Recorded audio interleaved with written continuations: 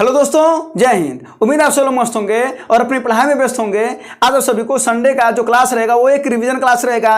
यानी जितने भी क्वेश्चन हम लोग देखे हैं उन सभी को हम लोग देखेंगे। यानी उस टाइप के जो प्रश्न है आपकी परीक्षाओं में बन सकते हैं और पूरी रिवीजन आज के दिन जितना भी क्वेश्चन हम लोग कर चुके हैं आज के दिन वो सभी लोग हम लोग कर लिया जाएगा। और जो इंपॉर्टेंट क्वेश्चन है और वो बार बार आपकी परीक्षाओं में पूछे जाते हैं तो टॉप 50 क्वेश्चन आपको बताया जाएगा। और आज एकदम लगे रहिए और लग करके मेहनत करिए और आप आंसर देते रहिएगा। अगर आपको समझ में आ रहा है क्वेश्चन तो आप आंसर दीजिए और नहीं समझ में आ रहा तो आप हमारे साथ उस सवाल को समझिए। तो कहा जाता है ना कि न संघर्ष और न तकलीफ तो खाक मजा है जीने में, और न संघर्ष और न तकलीफ तो खाक मजा है जीने में। बड़े बड़े तूफान थम जाते हैं जब आग लगी हो सीने में। तो दोस्तों आज हम लोग 50 क्वेश्चन रिवीजन करेंगे और देखेंगे कि कौन से क्वेश्चन किस तरीके से लगते हैं। तो हम तरीका भी बताएंगे, 2 से 3 तरीका भी बताएंगे और आपको सबसे बेस्ट तरीका भी बताएंगे जो आप एग्जाम हॉल में कर पाए। तो आइए दोस्तों और पहला क्वेश्चन शुरू करते हैं और देखते हैं कि आपका पहला क्वेश्चन क्या है। थोड़ी स्पीड रहेगी दोस्तों, थोड़ी सी स्पीड रहेगी तो आप भी उस क्वेश्चन को तुरंत आप सॉल्व भी करते रहिएगा और हम लोग आगे क्वेश्चन को ऐसे जल्दी में देखते रहेंगे। तो आइए जरा देखा जाए पहला क्वेश्चन क्या है। देखिए क्या कह रहा है कि पहला क्वेश्चन, 3 लोग हैं ए, बी और सी, यानी 3 व्यक्ति हैं, 3 लोग हैं और तीनों लोग काम कर रहे हैं। क्या 50 दिन में काम पूरा कर दे रहा है। एक 75 दिन लगा रहा है और एक वही कमवा 20 दिन लगा रहा है। यही ना कह रहा है। अब क्या कर रहा है कि वे सभी 4 दिन एक साथ काम करते हैं फिर सी छोड़ देता है, उसके बाद से बचे हुए काम कोई और भी करता है। तो कुल कितने दिन में करेंगे। तो कोई बात नहीं है, पहले हम इसका कुल काम निकालना है। तो कुल काम आपका जो हो जाएगा वो आपका कितना हो जाएगा, तो वो हो जाएगा आपका 300 का। क्यों? क्योंकि हम इन लोगों का क्या निकालते हैं, एलसीएम ना निकालते हैं। तो एलसीएम निकाल दिए, उसके बाद से इसकी क्षमता निकालेंगे। तो काम बटा जो समय होता है वो हम उसकी क्षमता निकालते हैं, ठीक ना। तो ये कितना आ जाएगा आपका, ये आ जाएगा आपका 6 आ जाएगा। ये कितना आ जाएगा आपका, ये अगर देखा जाए तो ये 4 आ जाएगा क्षमता। और अगर बात करें सी की तो सी की क्षमता कितनी हो जाएगी, तो ये हो जाएगी आपकी 15। बोले यहां तक कोई दिक्कत बिल्कुल भी नहीं है। अगर वहीं पर कह दिया होता, अगर यहीं पर कह दिया होता कि तीनों लोग मिलकर के उस काम को कितना करेंगे, तब आपका क्या हो जाता है, कुल काम 300 है तो 6 4 10 और ये 10 और 15 को जोड़ करके बटा 25 कर देते, यानी तब आपका आ जाता है ये कितना, 12 दिन में हो जाता ना। तब ये 12 दिन में करते, लेकिन इन्होंने पूछा है तो पूछा क्या है, कह रहा 4 दिन एक साथ काम करते हैं तो 4 दिन तीनों ने काम करेंगे, तीनों ने काम करेंगे उसके बाद नसी छोड़ेगा। तो पहले 4 दिन का कमवा तो करवा लीजिए। तो देखिए एक दिन में 6 है 4 और 15 तो कुल ले दे करके 25 काम ना कर रहे हैं। तो एक दिन में 25 काम कर रहे हैं तो जरा बताइए 4 दिन में कुल कितना काम कर लेंगे, 100 न कर लेंगे। अब 300 काम है, 100 काम खत्म, बचा कितना, 200 काम। और 200 काम को कौन करेगा, सी छोड़ दिया, कह रहा कि ये दोनों करेंगे। तो इनकी क्षमता कितनी है, 6 4 10 अर्थात आपका आया 20 दिन। ये 20 दिन में ये लोग क्या करेंगे, कर लेंगे कौन, ए और बी। तो इसका आंसर हुआ 20। और इससे एक सवाल और भी बन सकता था कि तीनों मिलकर के कितने दिन में करेंगे, तो होता आंसर 12। तो ये हो गया पहला क्वेश्चन, ठीक है। तो इसका आप भी आंसर देते रहिए और हम तो आपको समझा ही रहे हैं और उससे जो क्वेश्चन बनेंगे उसको भी हम लोग देख लिया जाएगा, ठीक है ना। जरा इस क्वेश्चन को लगाइए तुरंत। इस क्वेश्चन में आपको देखिए एक फार्मूला होता है तो फार्मूला से तो लग ही जाएगा। फार्मूला क्या होता है, a बराबर p 1 + r/100⁻n एक फार्मूला होता है। लेकिन आपको हम सबसे पहले बताए थे कि अगर ऐसे कभी भी सवाल आए तो आप क्या करिएगा, ब्याज बटा मूलधन गुणे 100 करिएगा, पहला काम। तो जरा देखिए ब्याज कितना हो जाएगा, मिश्र धनवा अगर 2178 है और 1800 मूलधन है, 1800 क्या है आपका मूलधन है, तो जरा बताइए ब्याज आपका कितना हो जाएगा। तो कितना हो जाएगा, उसी में से घटा देंगे तो कितना हो जाएगा, 378 रुपया। बोलिए हो जाएगा कि नहीं। तो आपका ब्याज आ जाएगा 378 अब बटा मूलधन यानी 1800 गुणे 100। ये देखिए इससे कट गया 18 दूना 36 और 18 का नाम 18 आपका आ गया 21। अब जरा देखिएगा हमने बोला था ये तरीका कब लगाएंगे, ये तरीका तब लगाएंगे जब दर या समय में से कोई एक ज्ञात करना हो। चक्रवृद्धि ब्याज में दर या समय में से कोई एक ज्ञात करना हो। अब देखिए क्या दे रखा है, वर्ष दे रखा है, समय दे रखा है, तो 2 से भाग दे दीजिएगा, कितना आएगा 10.5। और आपको भी पता है कि चक्रवृद्धि ब्याज है, इसी वजह से दशमलव वाला आ रहा है, अर्थात इसका हम पूरा मान लेंगे तो कितना होगा 10 रेट ज्ञात करना है ना हम लोगों को, तो 10%। इसका मतलब है कि अगर आप कह रहे होंगे कि अगर यहां पर समय की जगह पर अगर रेट दिया होता तो रेट से भाग दे देते, क्या बिल्कुल दे देते, तो इससे भाग दे दीजिएगा और जो पूर्ण रूप से आएगा वही आपका क्या हो जाएगा, आंसर हो जाएगा। ठीक है ना, तो बस 10% आपका आंसर हो गया। तो समझ में आया। ये कब सवाल लगाएंगे, जब आपको क्या दे रखा हो, मूलधन, ब्याज या मिश्रधन में से कोई 3 में से कोई 2 दे रखा हो और आपको रेट पूछे या समय पूछे, इन दो में से कोई एक पूछे चक्रवृद्धि ब्याज में, तो आप ऐसे लगा लेंगे। बाकी आपको फार्मूला तो लगाने आता ही है। ठीक है, अब अगले क्वेश्चन को देखते हैं जरा सा। क्या कर रहा है, नाव धारा के अनुकूल 32 किलोमीटर 4 घंटे में जाती है और प्रतिकूल में, तो आपको पता है कि धारा के जो अनुकूल की बात होती है, अगर अनुकूल की बात होती है तो दोनों को चलिया को जोड़ लेते हैं, यानी नाव प्लस धारा, तो नाव प्लस धारा का मान। और आपको बता दें कि चाल बराबर का होता है भैया दूरी बटा समय होता है। और दूरी कितना दे रखा है, जब अनुकूल जा रहा है तब 32 दे रखा है, समय 4, यानी आपका आ गया 8। बोलिए आ गया कि नहीं, बिल्कुल आ गया। अब देखिए प्रतिकूल चला लिया जाए तो प्रतिकूल में क्या होता है, 9 माइनस धारा, 9 माइनस धारा होता है, तो 9 माइनस धारा। अब जरा देखिए ये होते तो चलिया है, प्रतिकूल तो एक प्रकार का चलियन है, तो 4 बराबर यहां पर भी दूरी बटा समय, दूरी कितना दे रखा है, 24 दे रखा है, और समैया कितना दे रखा है, 6। कितना हो जाएगा भैया, ये सॉरी 4, 6 चौको 24। अब देखिए अनुकूल आ गया प्रतिकूल आ गया। हम आपको बताए थे कि अगर बताए क्या थे, अगर नाव का चाल ज्ञात करना होगा, अगर नाव का ज्ञात करना होगा तो दोनों को जोड़ करके अधिया दीजिएगा, यानी 8 धन 4 बटा 2 कितना आया 6 किलोमीटर प्रति घंटा। और बोले थे आपको कि धारा का ज्ञात करना होगा तो दोनों को घटा दीजिएगा, 8 - 4 और उसको अधिया दीजिएगा, तो 8 में 4 बटे 2 यानी कितना आया 2 किलोमीटर प्रति घंटा।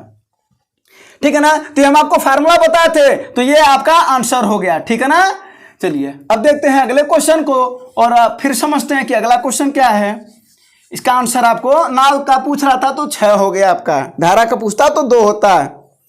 अगला क्वेश्चन जरा देखिए, बेलन की त्रिज्या का अनुपात दे रखा है और उनकी ऊंचाइयों का अनुपात दे रखा है, आंसर बताइए। बेलन का आयतन तब तक हम लिखते हैं, तो बेलन का आयतन क्या होता है, बेलन का आयतन पाई आर स्क्वायर एच, बेलन का आयतन पाई आर स्क्वायर। अगर वक्र पृष्ठ की बात करें तो वक्र पृष्ठ होता है 2 पाई आर एच, वक्र पृष्ठ क्या होता है 2 पाई आर एच। अगर संपूर्ण पृष्ठ की बात करें तो क्या होता है 2 पाई आर एच प्लस आर, सब फार्मूला लिख लीजिएगा। ठीक ना, ये बात हुआ किसका, बेलन का। अगर बात करें हम शंकु का, अगर बात करें किसका, शंकु का, तो शंकु का होता है लिखिएगा 1/3 पाई आर स्क्वायर एच। अगर बात करें वक्र पृष्ठ का तो वक्र पृष्ठ कितना होता है भैया, वो होता है पाई आर एल। और अगर बात करें संपूर्ण पृष्ठ का तो आपको पता है कि संपूर्ण पृष्ठ में क्या होता है, वक्र पृष्ठ में जो यही ना है शंकु, तो ये शंकु होता है, तो वक्र पृष्ठवा में नीचे वाला एरिया जोड़ देंगे, यानी पाई आर एल में हम क्या जोड़ देंगे, पाई आर स्क्वायर जोड़ देंगे, तो ये क्या हो जाता है पाई आर कॉमन हो जाता, सॉरी क्या ये यहां से, हाँ पाई आर कॉमन और एल प्लस आर, ये हो जाता है वक्र पृष्ठ। ठीक है ना। और अगर बात करें अगर गोला का तो साथ साथ में लिख लीजिएगा, तो गोले का अगर आयतन बात करें तो ये कितना होता है 4/3 पाई आर क्यूब। अगर इसके वक्र पृष्ठ या इसका जो संपूर्ण पृष्ठ की बात करें अगर, तो संपूर्ण पृष्ठ कितना होता है इसका 4 पाई आर स्क्वायर। ये सब लिख लीजिएगा फार्मूले। अब देखिए जरा सा, तो कभी सवाल तो बताइए, तो सवाल सुनिएगा, आप आंसर बताइएगा। सवाल देखिए क्या करा है, अब एक सवाल से आप कई सवाल बना सकते हैं। देखिए क्या करा है, 2 बेलन है, एक बेलन नहीं 2 बेलन। अगर यहां से समझेंगे ना तो यहीं से 16 समझ में आ जाएगा, यहीं से 16 समझ में आ जाएगा। ठीक ना। और अगर यहीं पर अर्धगोला होता तो 2/3 पाई आर क्यूब कर दीजिएगा। ठीक है ना, तो ध्यान रखिएगा। तो यहां पर जरा देखिए, अगर ये यहां से सवाल बनेगा तो यहां से भी बनेगा और यहां से भी बनेगा। बनेगा कैसे जरा देखिएगा। अगर बात करें हम पहला बेलन का, अगर हम पहला करें का पहला, तो पहले का क्या हो जाएगा, हम लिख देते हैं पाई R1 स्क्वायर H1। कोई दिक्कत है क्या। अगर दूसरा की बात करें तो दूसरा बराबर क्या हो जाएगा, दूसरा हो जाएगा आर का यहां पर R2 स्क्वायर H2। बोले कोई दिक्कत नहीं। अब इन्हीं दोनों को अनुपात ज्ञात कर लीजिए, तो क्या हो जाएगा, यानी आपका आया पहला अब बटे दूसरा आया आपका क्या है, पाई से पाई कट जाएगा, तो ये हो जाएगा R1/R2 का होल स्क्वायर हुआ ना जी, और H1/H2। बोलिए कोई झंझट बिल्कुल भी नहीं है। अब देखिए त्रिज्या का अनुपात 2:3 दे रखा है, यानी R1/R2 2:3 और H1/H2 कितना दे रखा है, वो दे रखा है 5/3। अब बताइए R1 बटा R2 अगर 2/3 तो स्क्वायर इसका कितना हो जाएगा 4/9 ना हो जाएगा। तो 4/9 गुणे H1/H2 5/3 5/3 कुछ कटेगा नहीं तो 5 चौक को 20 9 त्रिक को 27 यही आपका आंसर हो जाएगा 20/27 यानी 20:27। अरे समझे कि नहीं समझे। अगर यह सोलवा अगर किस पर दे देता अगर शंकुआ पर दे देता तब क्या हो जाता तब इस पर लगा लेते। तो यहाँ पर भी ये दोनों जो आंकिक मान वो कट जाते हैं यानी R1²/R2 यानी यही आता है R1/R2 का होल स्क्वायर हो जाता है R2H1/H2। तो शंकु का आयतन का भी अनुपात 20:27 से आता है। वही अगर गोले पर बना दे कि गोले की अगर त्रिज्याओं का अनुपात 2:3 है उत्तर बताइएगा। गोले की त्रिज्याओं का अनुपात अगर 2:3 है तो जो आंकिक मान है वो हट ना जाएंगे तो क्या हो जाएगा ये R1/R2 का होल क्यूब ना हो जाएगा। अगर 2 गोला रहेगा तो 2/3 अगर है तो कितना हो जाएगा 8/27 हो जाएगा। तो इसका आंसर हो जाएगा 8/27। तो अगर एक सवाल समझेंगे तो कई सवाल समझेंगे और सब फार्मूला क्या करिएगा नोट करिएगा ठीक है ना। तो इसका आंसर हो गया 20/27। तो ऐसे ही सवाल बनाए जाते हैं ठीक है। अब चलते हैं अगले क्वेश्चन पर फिर उसको भी देख लिया जाए। हाँ देखिए अगला जरा क्या कर रहा है कर रहा है कि यदि कोई रेलगाड़ी औसतन 42 किलोमीटर प्रति घंटा से चल रही है समझिएगा बात को वो अपने समय सही समय पर पहुंच जाती है। क्या कर रही है 42 से जा रही है तो सही समय पर पहुंच जा रही है। आकर जब 40 से जा रही है तो चलिए कम ना हो गया तब 15 मिनट की देरी हो गई कितने देर की 15 मिनट की। अगर कभी भी कहे ऐसे सवाल 15 मिनट की देरी हो गई या 15 मिनट अधिक हो गया तो हमेशा 15 उधर लिखिएगा। और जरा बताइएगा कि समय बराबर क्या होता है तो आप कहेंगे महाराज दूरी बटा चाल होता है। अरे कहेंगे कि नहीं बिल्कुल कहेंगे ना। तो ये उधर हो गया। अगर हम इसको घंटा में बदल लें तो 15/60 घंटा। इसका मतलब समैया उधर दे रखा है ना। अब देखिए इस समय जब कहे देर लगे यानी पहले पहुंच जाए बाद में पहुंचे इसका मतलब है दोनों का अंतर दे रखा है। दोनों समैया का अंतर दे रखा है तो एक समैया कितना लगेगा जी। अगर हम दूरी मान लें कि x किलोमीटर है तो जरा बात करा जाए तो x/1 40 हो जाएगा। इस समैया ना है अरे दूरी बटा चाल बोलिए है कि नहीं है। जब 40 आ रहा तब बड़ा समैया देर लग रहा है देर से पहुंच रहा है अंतर हो जाएगा इन्हीं का x/ कितना 42। काहे ऐसा किए हैं जरा समझिएगा बात को। काहे ऐसा किए हैं ये क्या है दूरी बटा चाल यही दे रखा था यही ना दे रखा था। अब इसी को सॉल्व कर लीजिए। ये 42 इधर जाएगा 40 इधर जाएगा तो कितना हो जाएगा जी ऊपर 2x बराबर 40 गुणे 42 15/60 तो 15 चौक को 60 हो जाएगा और 4 दहाई 40 हो जाएगा और 2 पच्चे 10। तो x बराबर ये इधर गुणा करें तो उधर क्या करेंगे भाग इधर भाग करें तो उधर गुणा तो 5 गुणे 42 इसी को लिखते हैं 210। कभी भी अगर किसी भी अंक में 5 का गुणा करना हो तो 10 का गुणा कर दीजिए। तो 42 में 10 का गुणा करेंगे तो 420 अधिया दीजिए तो 400 का आधा 200 20 का आधा 10 210 ठीक है ना। तो ये आपका आ गया 210 किलोमीटर उसकी दूरी है 210 किलोमीटर ठीक है ना। तो बस तो कभी भी ध्यान दीजिएगा लेट हो या पहले पहुंच जाए या बाद में पहुंचे तो उस समय को उधर लिखिएगा। इधर समैया पर ध्यान दीजिएगा। समैया बराबर होता है दूरी बटा चाल तो दूरी बटा चाल और दोनों का अंतर हमेशा चाहे अधिक का है चाहे पहले का है मतलब चाहे बाद में क्या पहुंचने के लिए चाहे पहले क्या पहुंचने के लिए ठीक है ना। चलिए तो ये भी हो गया सवाल। तो इसका कॉन्सेप्ट क्या आपको सीखने को मिला कि समय दे रखा था तो समय को हमने समय से ही लगाया ना। अगला क्वेश्चन जरा देखिए कह रहा है कि दो नौकाएं एक दूसरे की तरफ बहुत गजब सवाल है। कह रहा दो नौकाएं एक दूसरे की तरफ एक नौका इधर से जा रही है और एक ठो उधर से आ रही है। दो ठो नौका है नाव है नाई है। तो कह रहा है कि 36 किलोमीटर प्रति घंटा और एक ठो 54 एक इधर से जो जा रही है वो 36 से जा रही है और उधर से जो जा रही है वो 54 से आ रही है। जरा बताइए दोनों जब है इधर से जा रहा है और वो नैया उधर से आ रही है तो समय क्या लगेगा बोलिए समय क्या लगेगा। तो क्या कहेंगे समय कम लगेगा कहेंगे ना। तो जब समय कम लगेगा तो चाल अधिक ना होगा। तो यहाँ जो सापेक्ष चाल निकालेंगे यानी हम ऐसे सवाल लिख सकते हैं कि सापेक्ष चाल बराबर सापेक्ष चाल बराबर क्या हो सकता है दूरी बटा समय। बोलिए कोई दिक्कत भाई चाल बराबर दूरी बटा समय होता है तो सापेक्ष चाल भी बराबर ही होगा दूरी बटे समय के। तो यहाँ पर सापेक्ष चलिया कैसा, समैया कम लगा तो चलिया हुआ ज्यादा, इसका मतलब है 36 + 54, यही ना। और इसको हम किस में बदल रहे हैं, किस में बदल रहे हैं, मीटर पर सेकेंड में, तो 5/18 हो जाएगा ना। आ दूरी क्या पूछ रहा है, तो हमको दूरी नहीं पता, हमको दूरी नहीं पता। आ समैया कह रहा है 1 सेकंड पहले बताओ लोग कितने दूर पर होंगे, तो समैया तो 1 सेकंड न दे रखा है, 1 सेकंड की दूरी न दे रखा है, तो 1 कर दीजिए। तो जरा देखिए कितना हो जाएगा, 90 न हो जाएगा, तो 18 × 5 = 90, 5 × 5 = 25, क्या है ये मीटर ना आया है, अर्थात 1 सेकंड के पहले उनका 25 मीटर हो जाएगा दूरी, हो ना जाएगा। दूर रहता तो 2 का गुणा कर देते तो 50 ना हो जाता, तो बस। तो ये सवाल था, ठीक है ना। तो यहाँ पर सापेक्ष चाल वाली बात थी, तो इसका आंसर आया कितना आया, इसका आंसर 25 आया, ठीक है ना। अगले क्वेश्चन पर चलते हैं और फिर लगाते हैं। कह रहा एक व्यक्ति 10 किलोमीटर प्रति घंटा की गति से कल्याण से मुंबई जाता है, आप 15 की गति से वापस आता है, औसत गति बताना है। और आपको औसत गति कितनी बार बताया जाए, तुरंत बताइए कि अगर ये चाल x हो और दूसरे के की अगर y हो, मतलब इधर से x जा रहा है उधर से y से आ रहा है, तो फार्मूला होता है 2 × x × y बटा x + y। तो जरा यहां पर बताइए ना कितना होगा, तो क्या करेंगे 2 × 10 × 15, यही ना हो जाएगा। 10 और 15 को जोड़ देंगे तब 25 ना आएगा, 5 × 5 = 25, 3 × 15, 5 दूना 10, 3 दूना 6, दूना 12, क्या किलोमीटर प्रति घंटा। तुरंत एकदम स्पीड से लगाइए। तो यहाँ पर नोट करने वाली क्या बात है, औसत गति बराबर 2 × पहले की चाल × दूसरे की चाल बटा दोनों की चाल का योग, ये औसत गति का फार्मूला होता है। तो इसका आंसर क्या हो गया जी, एक कितना 12 किलोमीटर प्रति घंटा, ठीक है ना। अगले क्वेश्चन पर देखते हैं, ठीक है ना।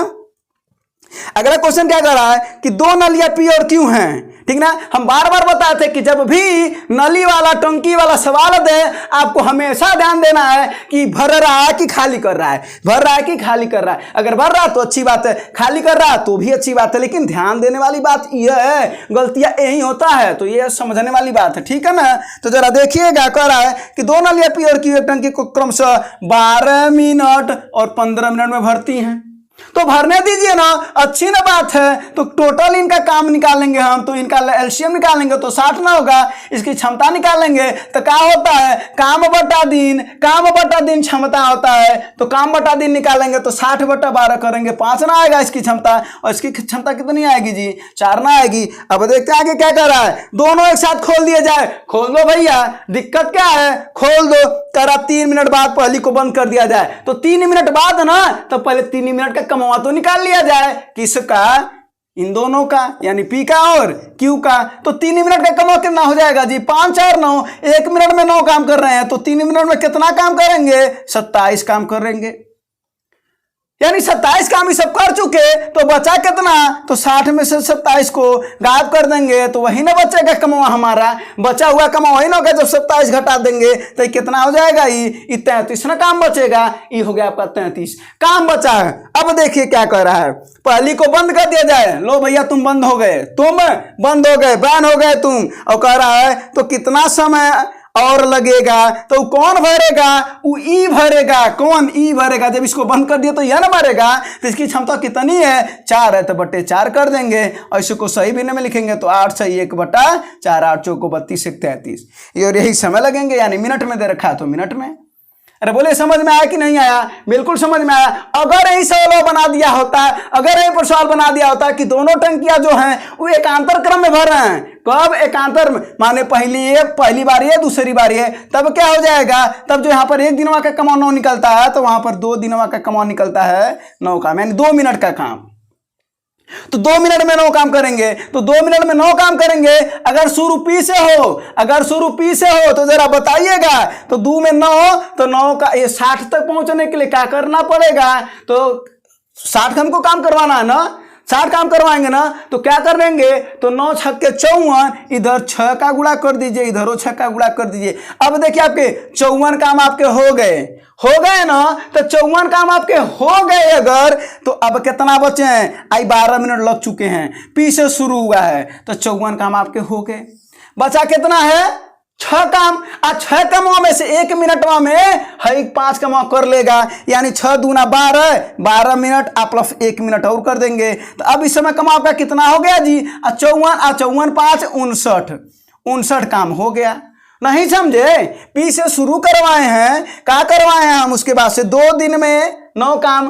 तो टोटल हमने क्या किया, 9 के गुणक के रूप में 60 तक पहुंचे, तो 9 छक्के 54 काम कर लिए, तो 6 का इधर गुड़ा तो 6 का इधर भी गुड़ा, तो कितना हो जाएगा? 12 मिनट मैंने कर लिए, तो 12 मिनट में इन्होंने 54 काम कर लिया। ये क्लियर हुआ? तो उसके बाद से हमने शुरू करवाया पी से। तो पी क्या करता है? 1 मिनट में 5 कमा कर लेता है, तो 1 मिनट इधर जोड़ दीजिए, तो 13 मिनट में इन्होंने 59 काम कर चुका है। अब वो पी से शुरू हुआ, अब क्यों को करना पड़ेगा, एक काम बचा है, इसकी क्षमता कितनी है? 4, तो 1 सही जो काम बचा है काम, अब बटे जो इनका क्षमता है, ठीक है ना? बस उसके बाद यही दिन आ जाता है, ठीक है ना? तो 59 सही 1 बटा, सॉरी क्या किए, सॉरी ये जब 1 कम और बचेंगे तो यहां पर हम कर देंगे प्लस 1 बटा 4, बस, यानी आपका आंसर आ जाएगा 13 सही 1 बटा 4, बस। तो आपका आंसर हो जाएगा जब पी से शुरू करेगा। अब वही क्वेश्चन ये भी कर सकता है जब क्यू से शुरू करे, तो जब क्यू से शुरू करवाएंगे तब 54 काम हो जाएगा, ये लोग करेंगे। अब बचा जब 4 काम ये और कर लेगा तो 58 काम, और कितने देर में? 13 मिनट में, यानी 13 मिनट में आपका आ जाएगा 58 काम। तो बचा कितना? 2 कमा और ना, वो 2 कमा कौन करेगा? तो भाई करेगा ना, तो क्या हो जाएगा? 2 अब बटा इसकी जो क्षमता है, तो 2 बटा 5 इसी में जोड़ देंगे, जोड़ना देंगे, और इधर जो कमा बच रहा है 2, यानी 60 काम पूरा हो गया। तो 60 कमा पूरा करने में 13 से 2 बटा 5 दिन लगेंगे जब क्यू से शुरू होता है। तो ये सब सवाल आपके बनते हैं, ठीक है ना? चलिए अब अगले क्वेश्चन पर चलते हैं। तो प्रैक्टिस भी साथ साथ में और क्वेश्चन बन सकने वाले भी साथ साथ में, ठीक है ना? ताकि आपको फायदा ज्यादा से ज्यादा हो। केवल एक सवाल को आप एक सवाल जैसे नहीं, कई सवाल जैसे समझिए, ठीक है ना? रिवीजन तो उसी को भी कहते हैं ना। चलिए अगला क्वेश्चन जरा देखिएगा। चीनी के भाव में 25% की वृद्धि हो गई और कह रहा है कि परिवार चीनी पर जो व्यय हो रहा है वो पहले ही जैसा रखना चाह रहा है। 25% की वृद्धि हो गई तो व्यय में भी अब आपका व्यय बढ़ गया नो। 25% की वृद्धि हो गई, तू कह रहा ना हम चाहते हैं कि व्यय न बढ़े, तो उसे कुछ तो खर्च में कम करना पड़ेगा ना। तो कितना कम करना पड़ेगा बाकी में? तो हम आपसे बोले थे कि जब भी वृद्धि रहे तो परसेंटेज लिख दीजिएगा और नीचे 100 में उसको जोड़ दीजिएगा, किसको? उसी परसेंटेज को आगुले 100 कर दीजिएगा, अर्थात 25 बटा 125 गुणे 100, 25 बचे 125 और 20, यानी कितना करना पड़ेगा? 20%। 20% आपको क्या करना पड़ेगा? खपत में कमी करना पड़ेगा, फिर आपके खर्च पूर्वत रहेगा। अच्छा यही सवाल जनसंख्या पर भी बनता है। अगर यही सवाल कहते हैं कि जनसंख्या में किसी गांव की जनसंख्या में 25% की वृद्धि हो जाए और वो चाह रहा है कि नहीं, फिर बाद में चाह रहा है कि नहीं वही रहे, पहले जैसा रहे, तो कितना कम करना पड़ेगा जनसंख्या में? जनसंख्या कैसे कम होगा भैया? वहां से हटा देगा, गांव से कह देगा भैया आप लोग यहाँ से गांव से बाहर जाइए। अगर ऐसा कह दे रहा है तब वही उसका भी आंसर ही हो जाता है, ठीक है ना? और यहाँ पर अगर कह देता है यही 25% वृद्धि की जगह पर 25% कमी कर देता है, तब कहता है कि पहले जैसा रखने के लिए परिवार को चीनी की खपत में कितने वृद्धि करना पड़ेगा? तो वृद्धि करना पड़ेगा ना, तब क्या हो जाता है? 25 बटा 100 में से 75 तब घटा, सॉरी 25 घटा देते गुणे 100, यानी 25 बटा 75 गुणे 100, 25 3 75, 33 से 1 बटा 3% की वृद्धि करना पड़ता है। तो इस पर 2 सवाल बनते हैं, ठीक है ना? चलिए तो इसका भी आंसर मिल गया। अब चलते हैं अगले क्वेश्चन पर, जल्दी जल्दी अगले क्वेश्चन का आंसर दीजिएगा। अगला दे रहा क्वेश्चन देखिए क्या है, गजब का क्वेश्चन है। x बराबर दे रखा है 11, तो क्या पूछ रहा है? x पर 5 घात माइनस 12x पर, इसका आंसर दीजिए तुरंत। इसका आंसर होगा 10। कितना होगा? 10। कैसे होगा? अब ये तो समझने वाली बात है ना, वो समझा भी दे रहे हैं, वरना अभी कहता है कि जो लास्ट वाला 1 है, जो लास्ट वाला कभी भी अगर सर लास्ट वाला जो 1 है 11 में से घटा दीजिएगा वही आ जाएगा 10। लेकिन कैसी, थोड़ा कर लिया जाए ना। तो देखिए जरा सा, हाँ ये हो गया ना 12x³, ये इसका सेटिंग करके देता है, इस वजह से उसका आंसर वही आता है, ठीक है ना? हाँ ये प्लस क्या लिख रहे हैं, सॉरी 12x पर 4 घात, फिर प्लस 12x पर cube minus 12x² plus 12x minus 1, ठीक है ना? इसकी सेटिंग क्या है जरा देखिएगा। x पर 5 लिख दीजिए माइनस, ये 12 को लिख दीजिए 11 प्लस 1 और x पर 4 घात, फिर इसको भी जितने भी 12 हैं सबको 11 के रूप में कन्वर्ट कर दीजिए, और ये x³ माइनस है तो minus 11 plus 1 x² plus 11 plus 1 x minus 1। ठीक है ना। तो बस जरा आप अंदर गुणा कर दीजिए, जरा देखिए x पर 5 माइनस x पर 4 का इसमें गुणा कर दीजिए 11 में, तो कितना हो जाएगा जी, ये हो जाएगा 11x पर 4, माइनस का इसमें गुणा होगा तो माइनस x पर 4, फिर प्लस 11 यहाँ पर क्या हो जाएगा 11x क्यूब, और यहाँ पर क्या हो जाएगा प्लस x क्यूब, यहाँ पर माइनस हो जाएगा ना तो minus 11x square minus x square, और यहाँ पर क्या हो जाएगा plus 11x plus x minus 1। अब x की वैल्यू 11 रख दीजिए, जरा देखिए x पर 5 घात, अगर यहाँ पर हम 11 रख देंगे तो 11 पर 5 घात माइनस 11 पर 1 घात यहाँ है और 11 पर 4 घात यहाँ, तो ये नहीं 11 पर 5 घात हो जाएगा, बोलिए होगा कि नहीं, बिल्कुल होगा। फिर अगला देखिए यहाँ पर 11 पर 4 घात, यहाँ पर देखिए 11 पर 1 घात और 11 पर 3 घात, अब समझ गए होंगे कहाँ है वो हम किए हैं, ठीक ना। तो अब यहाँ पर क्या हो जाएगा 11 पर 4 घात, इसी वजह से समझना भी जरूरी है ना। 11 पर 3 घात, तो यहाँ पर क्या हो जाएगा 2 घाती और 1 घाती, 11 पर 3 घात माइनस 11 पर 2 घात, और यहाँ पर 11 पर ये 1 घात और ये 1 घात मिलकर के 11 पर 2 घात प्लस 11 माइनस 1। अब जरा देखिए काटते रहिए, ये इससे कटेगा, ये इससे कटेगा, ये इससे कटेगा, 11 में से 1 जाए 10, इसी वजह से बोले इसका आंसर 10 होगा। तो ऐसे कभी भी सॉल्व सेटिंग दिया रहता है, 1 से घटाइएगा इसका आंसर मिलेगा, तो समझना भी जरूरी है, ठीक ना। चलिए अब अगले क्वेश्चन को बताते हैं। अगला क्वेश्चन देखिए क्या कर रहा है, अगला क्वेश्चन सुनिएगा, कह रहा है एक बस है, यहाँ पर औसत गति ज्ञात करना है। तो हम सबसे पहले आपको बता दें कि गति बराबर क्या होता है भैया, तो गति बराबर आपका होता है दूरी बटा समय, दूरी बटा समय, और समय बराबर क्या होता है दूरी बटा चाल। बोलिए कोई दिक्कत बिल्कुल भी नहीं है। तो अब जब ऐसे सवाल में कैसे लगाते हैं, एक बस है 3 किलोमीटर लंबे 4 खंड क्रमशः, 1 नहीं 2 नहीं 3 नहीं 4 खंड जाती है 3-3 किलोमीटर, अर्थात कुल दूरिया कितना हुआ जी 12 न हुआ कुल दूरिया। अब उसके बाद से देखिए क्या करा, पहला खंडवा 10 किलोमीटर जा रही है। अब बताइए जरा सा, अगर हम यहाँ पर समय निकालना, कहा है कि नीचे समय न होता है, तो समय निकालना पहला खंडवा का, तो पहला खंडवा का दूरी समय बराबर होता है दूरी बटा 4, दूरिया पहल का 3, समझिएगा 3, आप पहल का चलिए है 10, तो यहाँ पर अगर हम लिख दें 3 बटा 10, तो इसका मतलब इस 3 बटा 10 क्या है समय है, क्या है समय पहले खंड का। दूसरे खंड का निकाल लीजिए, तो 3 बटा अगला कितना है भैया वो 20 है, अगले का समय निकाल लीजिए, फिर 3 बटा कितना है अगला, चलिए कितना है 30 है, और फिर अगला निकाल लीजिए तो 3 बटा कितना है भैया 60 है। ये समझ में आया, ये क्या है नीचे वाले, ये समय है, क्या है समय, छोटा समय प्लस छोटा समय प्लस छोटा समय प्लस छोटा समय माने कुल समय। तो ऐसे सवाल को ध्यान दीजिएगा, ये परीक्षा में आता है, ठीक ना।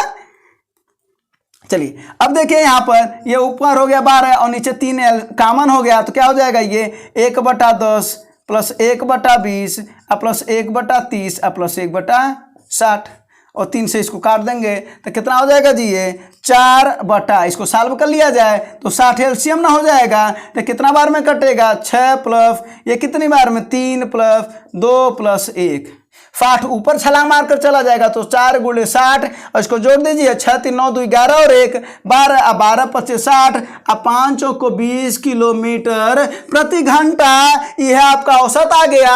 तो बस समझने वाली बतिया क्या थी, फार्मूला आपको पता था, तो जब कभी भी अगर ऐसा सवाल दे तो आपको ध्यान क्या देना है कि कुल दूरी बटा कुल समय, और समैया निकलता है दूरी बटे चाल से, ठीक है ना। तो बस आपको ये सवाल में ध्यान देना था, तो इसका भी आंसर आप लोगों ने बता दिया, आप भी है ना रिवीजन, इसका मतलब अच्छे से किए हैं, सवाल को लगाए हैं। अब अगले क्वेश्चन पर देखते हैं, जरा देखिएगा, कर अंकित मूल और विक्रम मूल का अनुपात इतना दे रखा है, छूट प्रतिशत कितना होगा। आपको बता दें जी कि विक्रम मूल्य बराबर क्या होता है, छूट हमेशा किस पर दिया जाता है अंकित मूल्य पर ना, तो 100 माइनस छूट बटा 100, यही ना होता है विक्रम मूल्य, छूट हमेशा किस पर दिया जाता है अंकित मूल्य पर। तो बस अब जरा देखिए इनका अनुपात दे रखा है अंकित मूल्य और विक्रम मूल्य, जो अनुपात दिया है उसी को उसी जैसा लिख दीजिए, मतलब विक्रम मूल्यवा दिया है 11, अंकित मूल्य दिया है 14।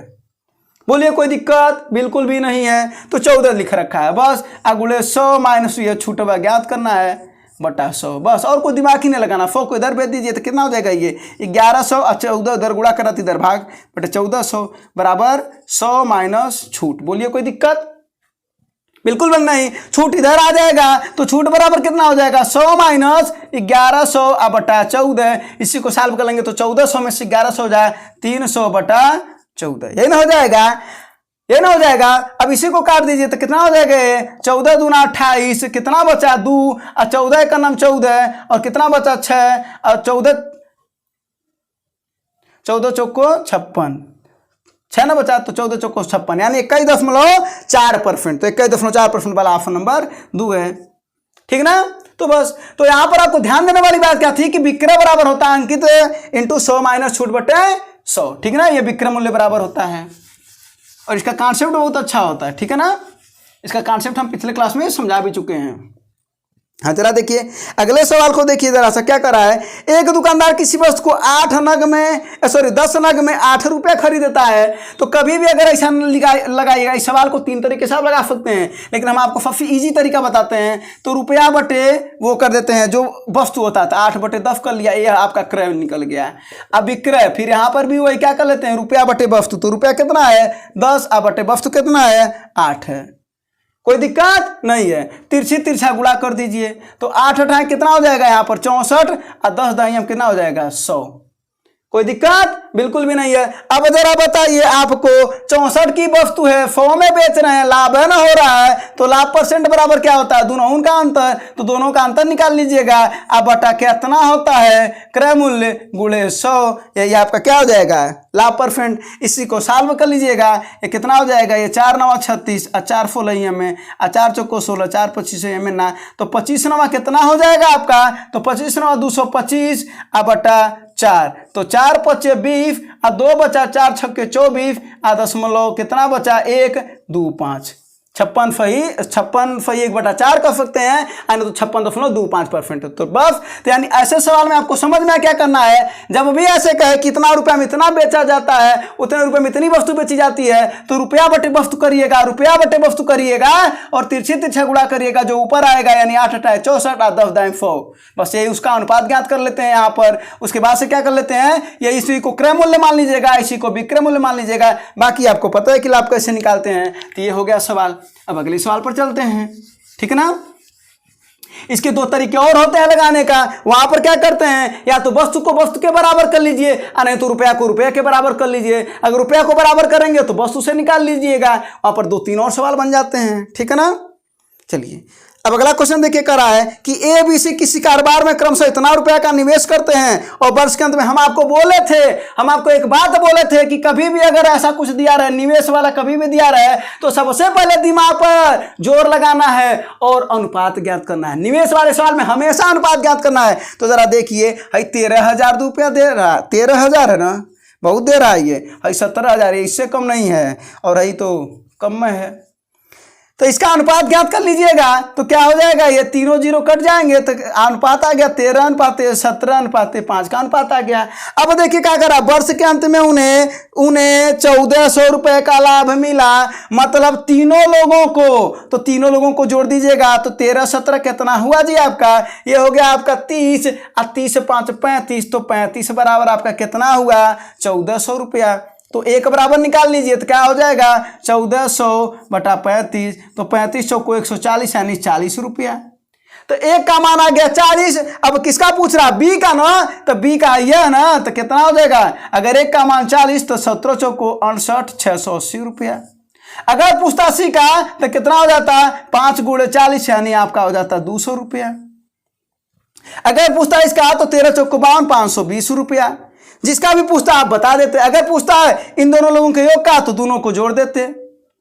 ठीक है ना, तो बस ये सवाल कुछ भी पूछ सकता है। तो जब भी निवेश वाला सवाल है तो निवेश वाले सवाल में हमेशा हम बोले थे आपको कि अनुपात ज्ञात करिएगा, क्या अनुपात। ठीक है ना, चलिए अगले सवाल पर देखते हैं। कह रहा 2 रेलगाड़ी की लंबाई का अनुपात इतना और चाल के अनुपात इतना है, समय का अनुपात बताओ। तो भैया चाल बराबर क्या होता है, दूरी बटा समय, लेकिन हमको ज्ञात क्या करना है, तो समय बराबर दूरी बटा चाल, दूरी बटा चाल, यही ना ज्ञात करना है। तो दूरी बटा चाल, दूरी का जो अनुपात जैसे दे रखा है वैसे लिख दीजिए। दूरी मतलब लंबाई या ट्रेनमा की लंबाई, यही उसकी दूरी कहलाती है। जब वो किसी व्यक्ति को पार करता है, किसको पोल को पार करता है, तो उस समय में वही दूरी यानी कहलाती है क्या, रेलगाड़ी की लंबाई। तो लंबाई अब बटा 4 कर लीजिएगा, तो चलिए का अनुपात 6:5 है। बस बगल का बगल में गुणा, नीचे का ऊपर गुणा, तो क्या हो जाएगा 5 × 5 अब बटे 3 × 6, तो 5 × 5 = 25 है, 6 × 3 = 18, 25:18 आपका ऑप्शन नंबर तीसरा। बस अनुपात वाला फल दिया था, लंबाई उसकी दूरी थी, तो बस वही दोनों का बटे अनुपात को ज्ञात कर लिया, होने गया। तो बस अगले क्वेश्चन, थक तो नहीं रहे हैं ना, तो नहीं थकना नहीं है, ठीक है ना। सवाल एकदम लगाते रहिए। अगला सवाल जरा लगाइएगा, इस सवाल जरा देखिए, एकदम जल्दी से जल्दी कैसे लगाएंगे। कह रहा है कि यदि मोबाइल फोन P की दर पर बेचा जाए, बेच दो भैया, 12% का लाभ हो, बिल्कुल होगा लाभ। कह रहा है यदि Q को बेचा जाए तो 4% की हानि होती है। तो जब P को बेचा गया तो कितना कर रहा, 12% का लाभ यानी 112। Q को बेचा गया, हानि हो गई यानी 4% की हानि हो गई, तो बटा 96 कर रहा है, इनका अनुपात बताओ। लो यही तो सवाल था, यही ना सवाल था। तो क्या हो जाएगा भैया, इसको हम काट देंगे तो कितनी बार में कटे गए, 16 × 6 = 96 और 16 × 7 = 112 यानी 7:6। लेकिन ध्यान से समझिएगा, ये P अनुपात Q है। सोलवा इससे जाकर के धीरे से कुछ ना कुछ छेड़खानी कर देता है। क्या P अनुपात Q नहीं, Q अनुपात P पूछ रहा है, तो Q अनुपात P क्या हो जाएगा 6:7। अगर यहीं पर 7:6 पहला ऑप्शन दिया रहता तो धोखा हुआ रहता ना, तो धोखा नहीं होना चाहिए। तो कभी भी अगर ऐसा सवाल दे लाभ और हानि का, तो आप तुरंत क्या कर लेंगे, उसका अनुपात ज्ञात कर लेंगे, ठीक है ना। और ये विक्रय मूल्य पर भी सवाल बनाता है कि दो वस्तुओं को बेचने पर एक पर 12% का लाभ हो रहा है और दूसरे पर 4% का हानि हो रहा है, तो उनका अनुपात क्या होगा, यही सवाल है, ठीक है ना। अगला करा देखिए, कुछ आदमी एक काम को 12 दिन में करते हैं, 2 गुना आदमी आधे काम को कितने दिन में करेंगे। ऐसे सवाल कभी भी आए तो आप तुरंत पहले फार्मूला अपना याद रखिएगा, M1 D1 बटा W1 बराबर M2 D2 बटा W2। रत्ती भर सवाल गलत होने के चांसेज नहीं रह जाएंगे, क्या रत्ती भर नहीं गलत होंगे। तो जरा देखिए, कुछ आदमी, हमको कौन नहीं पता कितने आदमी हैं, कितने आदमी हैं नहीं पता है, तो यक्ष मान लेते हैं। तो यक्ष गुणे करा, एक काम को 12 दिन में करते, दिनवा तो पता है आपको, ये ठो काम है, मान लेते हैं काम है कि आपका कोई काम क्या है कि, क्योंकि हमको यो नहीं पता है तो कोई बात नहीं, कुछ नहीं पता तो अभी ज्ञात हो जाएगा सब कुछ। फिर पढ़ते रहिएगा धीरे धीरे, लिखते रहिएगा धीरे धीरे। करा 2 गुना आदमी, पहले यक्ष थे अब 2 यक्ष हो गए भैया। तो पूछ रहा है आधे काम को, तो कमवा हमेशा कहाँ रहता नीचे, तो इसका आधा काम कर दीजिए, के का आधा कर देंगे, यही ना कर देंगे। करा कितने दिन में पूरा करेंगे, हमको क्या पता कितने दिन में पूरा करेंगे। काट न लीजिए, तो यक्ष से यक्ष कट जाएगा, के से के कट जाएगा, ये 2 छलांग मार करके ऊपर चला जाएगा, तो 12 बराबर 2 दूना 4D, इससे काट देंगे। तो 3 दिन में, कितने दिन में, आधे कमवा को 2 गुना आदमी 3 दिन में खत्म कर देंगे, ठीक है। तो ऐसे सवाल पर क्या करना है आपको, इस फार्मूले पर वर्क करना। अगर ये फार्मूला समझ में आएगा तो सवाल वाल सब समझ में आ जाएंगे। तो मैथ की प्रैक्टिस थोड़ी तगड़ी सी, ठीक है ना। जरा सवाल समझिएगा, इस सवाल को हम आपको अभी बेसिक भी बता दे रहे हैं, लेकिन थोड़ा सा ऐसे कॉन्सेप्ट को समझिएगा कि आप कैसे जल्दी से लगाएंगे। जरा देखिए, करा एक रेलगाड़ी 50 मीटर लंबे एक प्लेटफार्म को 14 सेकंड में पार करती है, मतलब एक प्लेटफार्म रहा होगा, मान लेते हैं। देखिए, और ये रेलगाड़ी, मतलब पहले थी रेलगाड़ी यहाँ, ठीक है, लेकिन ये क्या हुआ, प्लेटफार्म को पार करके ये रेलगाड़ी पहुंच गई यहाँ, तभी ना मानेंगे कि आप पार कर दी है, ये रेलगाड़ी है। और इसको पार करने में टोटल 14 सेकंड का समय लगा है भैया, बात को समझिएगा, 14 सेकंड को समय लगा है। अब देखिए क्या कर रहा है कि प्लेटफार्मों पर एक आदमी खड़ा है, ठीक ना, और उसको जब पार कर रहा है, यानी जब प्लेटफार्म को जब पार कर रहा है, उसके बाद से उसको जब पार कर रहा है, तो कह रहा है कि 10 सेकंड लग रहा है। यानी एक अगर कोई यहाँ पर आदमी अगर खड़ा है, इसको जब पार करता है तो 10 सेकंड लग रहा है। कितना समय लग रहा है, 10 सेकंड। अब जरा से बात समझिएगा, इसका मतलब है कि अगर एक आदमी को हम आपको बोले थे कि जब आदमी को पार करेगा तो जो दूरी होता है वो रेलिया की लंबाई दूरी होता है, तो रेलिया की लंबाई दूरी हो गया। इसका मतलब 10 सेकंड में रेल अपने ही बराबर लंबाई दूरी तय करेगी ना। तो 10 सेकंड में अगर अपने बराबर तय कर रही है, तो मान लेते हैं कि 10 सेकंड में ये तय कर रही है, तो भैया प्लेटफार्म कितने सेकंड में तय करेगी, 4 सेकंड में ना, 4 सेकंड में ना। अर्थात आपको एक चीज मिल गया कि 4 सेकंड की जो दूरी है वो कितने देर में तय करेगी, 50। बोलिए कोई दिक्कत बिल्कुल नहीं है। यानी 4 सेकंड में वो 50 मीटर दूरी जा रही है। तो हम देखा जाए तो ट्रेनवा की लंबाई ज्ञात कर लिया जाए तो 10 सेकंड में कितना आ जाएगी, तो क्या हो जाएगा भैया, ये 50 गुणे 10/4 आपका कितना हो जाएगा, ये 2 दूना 4 पच्चे 10 और 25 पच्चे 125। अब देखिए इसका मतलब हुआ कि आपका ट्रेनवा कितना लंबी थी, 125 मीटर। अब आपको चाल ज्ञात करना है ना, तो चाल बराबर क्या होता है, दूरी बटा समय। तो जब व्यक्ति को पार कर रहा था तो 125 आप बटा कितना कर लेंगे, 10 कर लेंगे, तो कितना हो जाएगा आपका, यही हो जाएगा आपका 12.5। अच्छा एक चीज और है, ये देखिए 12.5 जो आया है, ये क्या आया है, हम लोग क्या निकाल रहे हैं, 12.5 यहाँ पर कर लेते हैं, इसको यहीं पर रहने देते हैं, क्योंकि मीटर पर सेकंड में नहीं पूछा है। तो ये किस में पूछ रहा है, किलोमीटर प्रति घंटा में। तो मीटर पर सेकंड को किलोमीटर प्रति घंटा में कर बदल देंगे तो कितना हो जाएगा, 18/5 हो ना जाएगा। तो इतना ये कितनी बार में कटेगा, 5 25 ही हमें 125, 5 दूना 10 और 5 पच्चे 25 और 2 9 18, तो 9 पच्चे 45 किलोमीटर प्रति घंटा। अब 12.5 मीटर पर सेकेंड आया था, ठीक है ना। अगर चाल उसमें पूछा होता तो 12.5, लेकिन किलोमीटर प्रति घंटा, क्योंकि चाल किलोमीटर प्रति घंटा में मानी जाती है रेल की, तो 45 किलोमीटर प्रति घंटा। ये हो गया आपका आंसर। अगर आप क्या होते ना तो प्लेटफॉर्मों वाले से लगा दिए होते। कैसे, अगर प्लेटफॉर्म को पार करती है तो आपको पता होता है कि दोनों को दूरी को जोड़ देते हैं, तब कितना हो जाएगा 125, और इसका कितना था दूरी 50 था, तब आपका हो जाता 175 कुल दूरिया हो जाता। आप बटा 14 कर देते और तब जाकर के हम कर देते 18/5। तो इसको भी सॉल्व कर लीजिएगा, आपका वही आएगा, ठीक है ना। तो ये हो गया। तो आपको ये समझना था, अगर कॉन्सेप्ट अगर आप समझेंगे तो यहाँ पर आपने देखा होगा कि 10 सेकंड में अपनी दूरी जा रही है और 14 सेकंड में दोनों की दूरी जा रही है, तो 4 सेकंड में जाहिर सी बात है प्लेटफॉर्मों की दूरी जा रही है ना बस। और अगर इसको चाहे अगर आप कॉन्सेप्ट से लगाना तो ऐसे देख लीजिए, मान लेते हैं कि जो रेल की लंबाई है, रेल की चाल मान लीजिए x है और रेल की जो लंबाई है वो है y। तो यहां पर देखिए क्या हो जाएगा, पहले वाले से कह रहा है एक रेलगाड़ी 50 मीटर लंबे एक प्लेटफॉर्म को 14 सेकंड में पार करती है, तो चाल बराबर होता है दूरी बटा समय। तो चाल बराबर क्या हो जाएगा, दूरी यहां पर क्या है, रेल प्लस प्लेटफॉर्म, यानी वो कितना है 50 और ये 14 सेकंड में, समीकरण नंबर 1। बोले कोई दिक्कत बिल्कुल भी नहीं। दूसरा वाला अगला जो चाल हो जाएगा वो क्या हो जाएगा भैया, वो भी चाल तो वही रहेगा ना, रेल की चाल तो वही रहेगी। तो रेल की चाल तो क्या हो जाएगा, दूरी बटा समय। तो इस समय क्या रेल अपना ही दूरी बराबर करेगा अब बटे 10 सेकंड में, समीकरण नंबर 2। बोलिए कोई दिक्कत बिल्कुल भी नहीं है। अब जरा देखिए यहाँ पर रेल का मान हम निकाल लेंगे तो कितना हो जाएगा 10x, या x का वैल्यू हम क्या कर लें, किसका ज्ञात करना है, हमको रेलगाड़ी की गति ज्ञात करनी है ना, तो कोई दिक्कत नहीं है। तो रेल का मान निकाल लेते हैं, तो 10x हो जाएगा। तो x बराबर क्या हो जाएगा, यहाँ पर रेल की जगह पर लिख दीजिए 10x प्लस 50 बटा 14।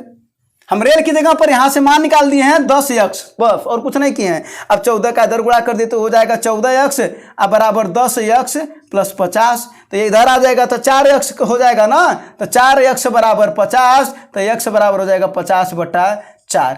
अच्छा ये 50/4 फिर बता रहा मीटर पर सेकंड में है ना, तो इसको क्या करेंगे 18/5। तो 5 दहाई 50 और 2 दूना 4 2 पच्चे 10 और 2 9 18 9 पच्चे 45 किलोमीटर प्रति घंटा।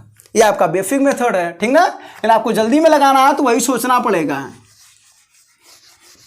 चलिए, और वैसे क्वेश्चन और भी बताए गए हैं आपको।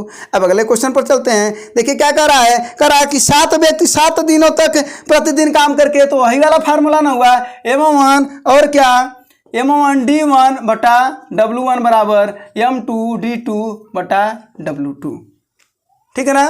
ये फार्मूला हुआ। अब इस फार्मूले से आपको क्या करना है, आपको सवाल लगाने। अब देखिए क्या कर रहा है, 7 व्यक्ति हैं, अच्छी बात है। 7 दिनों में 7 घंटा, एक दिन में 7 घंटा, तो मैंने 7 दिन में 49 घंटा, यानी 7 गुणे 7। कितना काम, 7 यूनिट बिजली पैदा कर रही हैं, यानी 7 यूनिट काम कर रहे हैं सॉरी। अब उसके बाद से कह रहा है तो 5 व्यक्ति 5 दिन काम करके 5 घंटे रोज काम करते हैं, तो कितना काम करेंगे, कितना यूनिट हमको नहीं पता है। तो मान लेते हैं हमको कुछ जो यूनिट है वो U मान लेते हैं। तो बस अब देखिए 7 से 7 कट गया, U इधर आ जाएगा, तो U बराबर कितना हो जाएगा 125 बटा 49। आपका आंसर हो जाएगा 125 बटा 49। तो बस आपको ये ध्यान देना है कि इसमें क्या क्या दे रखा है। तो इसका हो गया आंसर 125 बटा 49। अब अगले सवाल पर चला जाए और अगले सवाल को देखा जाए। हाँ जरा देखिए कह रहा है 30% अल्कोहल को 50% अल्कोहल के साथ मिलाया जा रहा है और किस अनुपात में मिलाया जाए कि कुल ही 45% हो जाए। हम आपको बोले थे कि कभी भी अगर एक रहे एक जगह पर और जब दूसरा वाला रहे दूसरे जगह पर और जब दोनों को मिलाया जाएगा तो हम कौन सा मेथड लगाएंगे, एलिगेशन मेथड लगाएंगे। तो 45 के में मिला रहा 45% होने के लिए मिश्रण को, तो क्या हो जाएगा इसका अंतर 5 और इसका अंतर कितना हो जाएगा जी 15। तो क्या आया अनुपात 1:3 का आया ना। तो इसका आंसर होगा 1:3, ठीक है ना। बस तो ये 30 था, ये 50 था, ये 45 में मिलाया गया है। तो ये क्या प्राप्त करना है हमको, अरे क्या नाम है इसका अनुपात, तो 1:3 ऑप्शन नंबर दूसरा, ठीक है ना।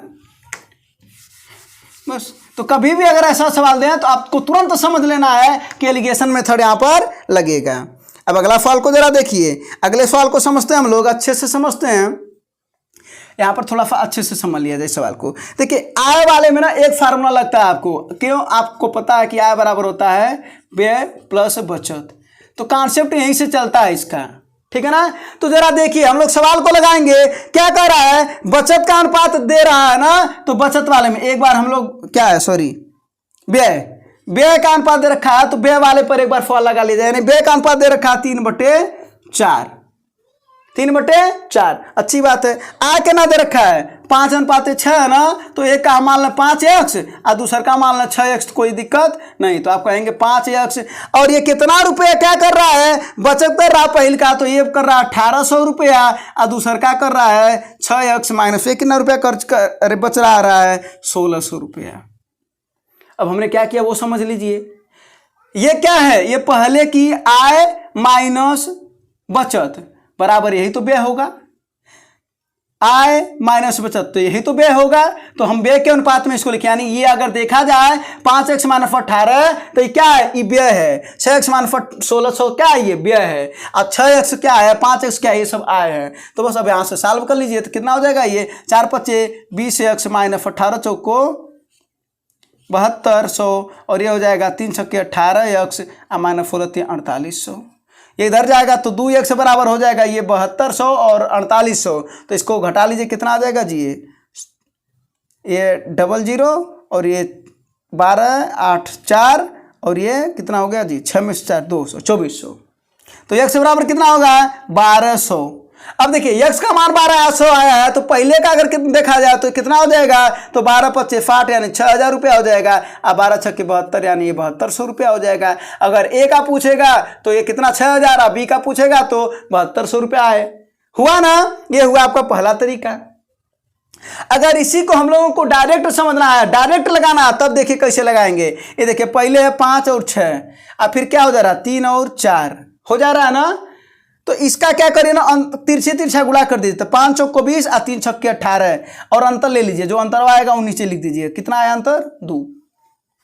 समझे ना क्या किए हैं, दोनों का अंतर ले लीजिए और जो अनुपात जो अंतर आ रहा है वो नीचे लिख दीजिए। अब उसके बाद से इसके नीचे लिखिएगा क्रम से, हाई पी है, हाई ए है और हाई बी है। तो ये 1800 का इसका बचत है, इसका 1600 का बचत है। तो इसका भी तिरछा गुणा कर लीजिए। अब तो कितना हो जाएगा 16 4800 रुपया, 18 चौको 7200 रुपया। इन दोनों का अंतर ले लीजिए तो कितना आएगा 2400। इसी को इससे काट दीजिए तो 1200 आ गया। ये एक का मान हो जाएगा, तो एक का मान 1200, तो 5 का मान 6000 और 6 का मान कितना हो जाएगा 12×6 7200। तो देखिए बेसिक भी समझिए, ट्रिक भी समझिए, तब जाकर के आप जल्दी से जल्दी काम कर पाएंगे, ठीक ना। ट्रिक समझेंगे जाकर के भूल जाएंगे, बेसिक तो समझ में आ ही रहेगा।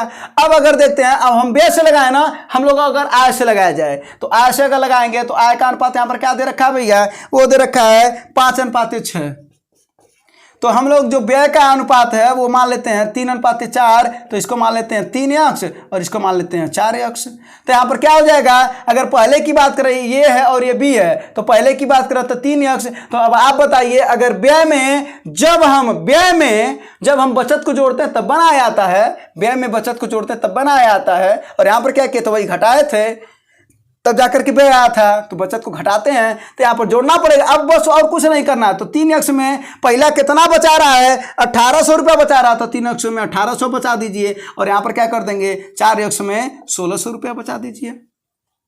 इसको भी सॉल्व करिएगा तो इसकी वैल्यू वही आएगी। अब ट्रिक से बता देते हैं, तो देखिए जरा सा, पहले यहां पर 3 और 4 लिख दीजिए, कोई दिक्कत ना, आप कुछ भी करेंगे ना आंसर आ जाएगा, बस कॉन्सेप्ट समझिए। तो 3:4 लिख दिया, फिर बाद में लिखिए 5:6, और उसके नीचे क्या है 1800 और 1600। कोई दिक्कत बिल्कुल भी नहीं है, समझिएगा। हमने क्या लिखा है यहां पर हम क्या लिख रखे थे, पहले आय, फिर व्यय, उसके बाद से तब रुपया जो बचत था, और यहां पर क्या व्यय, फिर आय, फिर बचत, बस कोई दिक्कत नहीं है। पहले इन लोगों का गुणा कर ले, तिरछी तिरछा, तो 6 3 18 और 5 को 20, अंतर हमेशा नीचे रखना है, कोई दिक्कत नहीं है। अब उसके बाद से इन लोगों का गुणा कर लीजिए, तो 16 5 80, 8000 ना हुआ, 18 छक्के 108 यानी 1,08,000 हुआ। तो आपका जो आया वो कितना आया, अगर देखा जाए तो आपका आया 2800 आया ना, अरे 1 लाख बोल रहे हैं, 10,800, सॉरी, ठीक ना। तो हमने क्या बोला, 16 85 8,000 रुपये आया, 18 छक्का 108, 10,800 आया, और उसका जब हम अंतर निकालेंगे तो 2800 आएगा, बस इसको काट दीजिए तो 1400 आ गया। अब कहेंगे 1400 आंसर है क्या, नहीं भैया, एक का मान है 1400, तो ऊपरा वाले का एक का मान कितना हो जाएगा, 14 3 4200 रुपया, इसका कितना हो जाएगा, 14 चौक को 5600 रुपया। अब देखिए है क्या है, ये है आपका व्यय, और है क्या है, ये बचत। तो आय बराबर क्या होता है भैया, आय बराबर यहाँ पर क्या लिखे हैं, व्यय प्लस बचत। तो बी का ज्ञात करना ना, तो बी का व्यय 5600, अब बचतवा 1600, तो दोनों को जोड़िए तो आपका 7200 नहीं आया क्या, नहीं आया क्या, तो 7200 आना गया। अगर एक का पूछता तो हम क्या करते, 4200 में 1800 जोड़ देते, तो उसका आंसर आ जाता। तो आपको ट्रिक भी तभी समझ में आएगा जब आपको कॉन्सेप्ट समझ में आएगा, ठीक ना। तो इसको कैसे भी लगाइए, देखिए इसको हम चाहे व्यय पे लगा दिए, चाहे हम आय पे लगा दिए, ठीक है, और ट्रिक भी बता दिया आपको, तो इसको नोट कर लीजिएगा। और ये सब सवाल आपकी परीक्षाओं में पूछे जाते रहते हैं, ठीक है ना, कि नहीं पूछे जाते हैं, पूछे जाते हैं।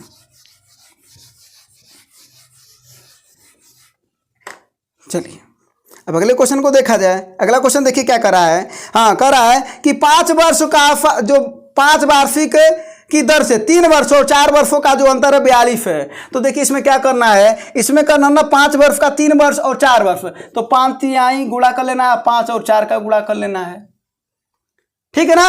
5 रेट है ना, तो दोनों में यानी समैया में गुणा कर दिए हम, कर दिया ना, तो ये 5 15 हो गया, 5 को 20 हो गया, इनका अंतर ले लीजिए कितना आएगा, 5 आएगा, कोई दिक्कत नहीं है। अब देखिए अंतर आया कितना, 5%, और यही अंतर कितना रुपए के बराबर है, 42 रुपए के बराबर है। तो अब आप बताइए आपका मूल राशि कितना होता है, 100% ना होता है, तो 100 बराबर कितना हो जाएगा, तो 100 गुणे 42/5, ये कितनी बार में कट जाएगा जी, तो 42 दूना कितना हो जाएगा आपका 84, 840 रुपया। तो क्या किया है हम कि समैया में रेट का गुणा कर दिए हैं, समैया में रेट का गुणा कर दिए हैं, समैया में रेट का गुणा कर दिया, दोनों का ले लिया अंतर, और वही अंतर वह कितने रुपए के बराबर है, 42 रुपए के बराबर है। तो हमारा कुल रुपए होता है 100%, तो 100% बराबर आ गया 840। अब इसमें कुछ हम सवाल बताते हैं, देखिए इस पर कुछ फार्मूले बताते हैं, फार्मूले को नोट करिएगा, और ऐसे फार्मूले से क्वेश्चन आपको डायरेक्ट पूछे जाते हैं। तो जरा पहला लिखिएगा, तो पहला क्वेश्चन आपका जो बनता है वो कहता है कि 2 वर्षों का साधारण ब्याज चक्रवृद्धि ब्याज का अंतर बताओ। तो इनका जो अंतर होता है यानी एसआई और सीआई, देखिए अंतर हमने लिखा है, माइनस नहीं है, हम घटा रहे अंतर, तो इसका जो अंतर होता है लिखिएगा P × R/100 का होल स्क्वायर। फिर उसके बाद से लिखिएगा 3 वर्षों का जो अंतर होता है, अगर 3 वर्षों की बात करें तो 3 वर्षों का जो अंतर होता है सीआई और एसआई में, वो कितना होता है भैया, वो होता है P × R/100 का होल स्क्वायर × 3 + R/100। इस पर सवाल बनते हैं, ठीक ना।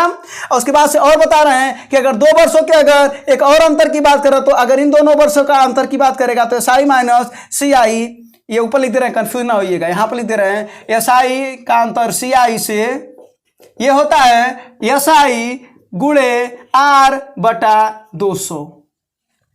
एक और फार्मूला लिखिएगा, अगर बात करें हम एसआई अनुपात सीआई का, तो ये आपका जो फार्मूला होता है 1 + R/200। ये सब एक नोट करके लिखिएगा एफ फार्मूला, ठीक ना।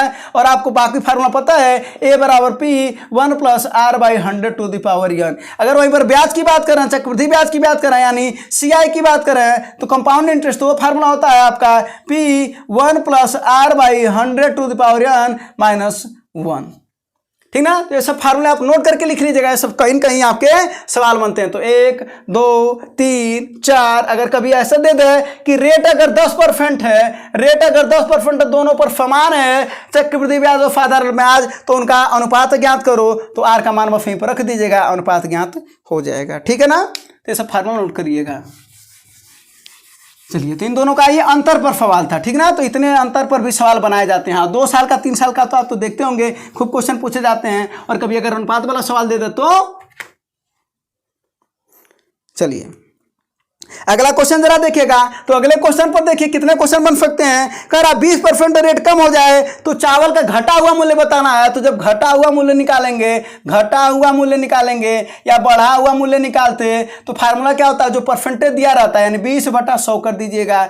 अगुड़े जो रुपया दिया रहेगा 100, जितना खरीदाएगा, यानी जितना अधिक या कम मिलेगा, तो 2 किलोग्राम अधिक मिल गया ना, तो बस यही काम करना है। यानी समझे ना, घटा हुआ मूल्य अगर ज्ञात करेंगे तो परसेंटेज बटे 100 गुणे पूरी मात्रा जो अधिक या कम मिले। अगर बढ़ा हुआ मूल्य रहते तो परसेंटेज बटा 100 गुणे जो ऊपर जो मात्रा, मतलब कुल रुपया दिया रहता, अब जितना कम मिले जो भी रहे। ठीक ना। अब इसी को सॉल्व के लिए 100 से 100 कट जाएगा 10, यानी 10 रुपया उसका घटा हुआ क्या है, मूल्य है। तो 10 रुपया हो गया, 10 रुपया प्रति किलोग्राम उसका घट गया। ये तो घटा हुआ मूल्य है। लेकिन अगर पूछ दे यहाँ पर अगला सवाल बनता है कि वास्तविक मूल्य बताओ, तो जरा आप बताइए 10 रुपया वह घट गया किससे, 20% की जब कमी हुआ है ना, तो क्या कर लेंगे हम, तो 100 बटा अगर हम 80 निकाल लेंगे तो इसका क्या मिल जाएगा, वास्तविक मूल्य मिल जाएगा। तो ये कर लीजिए जरा सा, कितना हो जाएगा, ये 0 से 0 कट जाएगा, और 4 दूना 8 4 25 ये में तना, तो आपका हो जाएगा 25/2, यानी 12.5। ठीक ना, 12.5 क्या प्रति केजी, सॉरी। ठीक ना।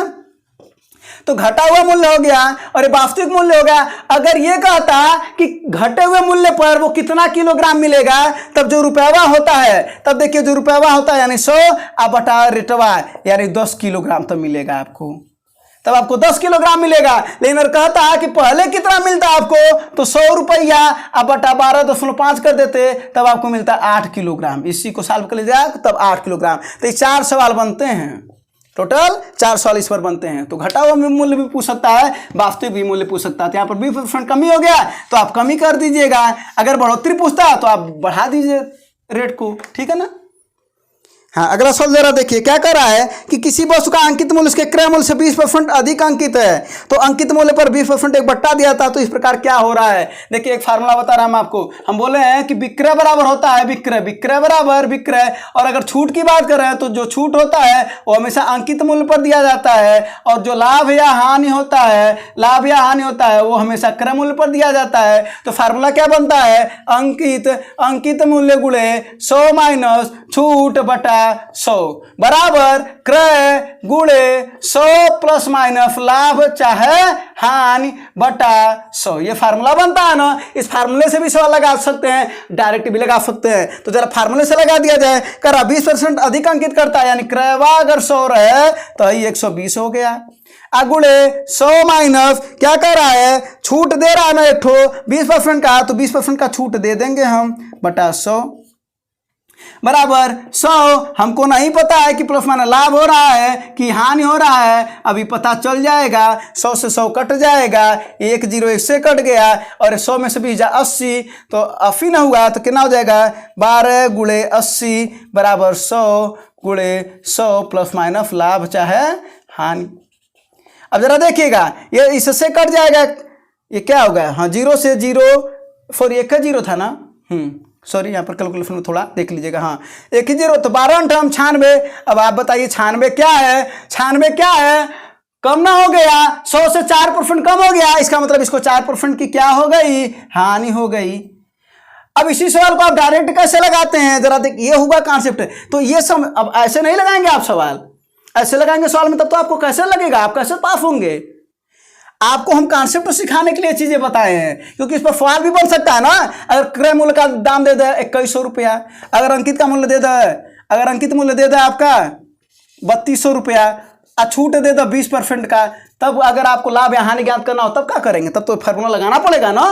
कि तब वो डायरेक्ट लग जाएगा, इस वजह से समझाए हैं। तो ये देखिए क्या कर रहा है, अगर कभी भी अगर ऐसा सवाल दे कि 20% अगर अधिक अंकित करता है उसके बाद से उसको 1/, दिया था, अगर कभी भी अगर दे मैं तो देखिए क्या करेंगे, 20% कर अधिक, तो आपको फार्मूला पता है एक ठो a + b + ab/100, यह आपका होता है प्रभावी परसेंट, तो वहीं से यो लग जाएगा। कर 20% अधिक, अधिक का मतलब होता है प्लस, तो ये प्लस कर देंगे। दूसरा का क्या कर रहा है, 20% बट्टा माने माइनस, यानी माइनस कर देंगे। अब इन दोनों का गुणा 20 माइनस हो जाएगा, अब बटा 100 कर देंगे, ये हो जाएगा ना, ऐसे कट जाएगा। क्या है जी, -4% हानि हुआ ना। माइनस का मतलब क्या हो रहा है, हानि हो रहा है, इसका मतलब है कि 4% की हानि। तो आपको लगाना वैसे है, समझना ऐसे है, क्योंकि कुछ और सवाल दे देते हैं तो कॉन्सेप्ट आपको समझ में आए, ठीक है ना।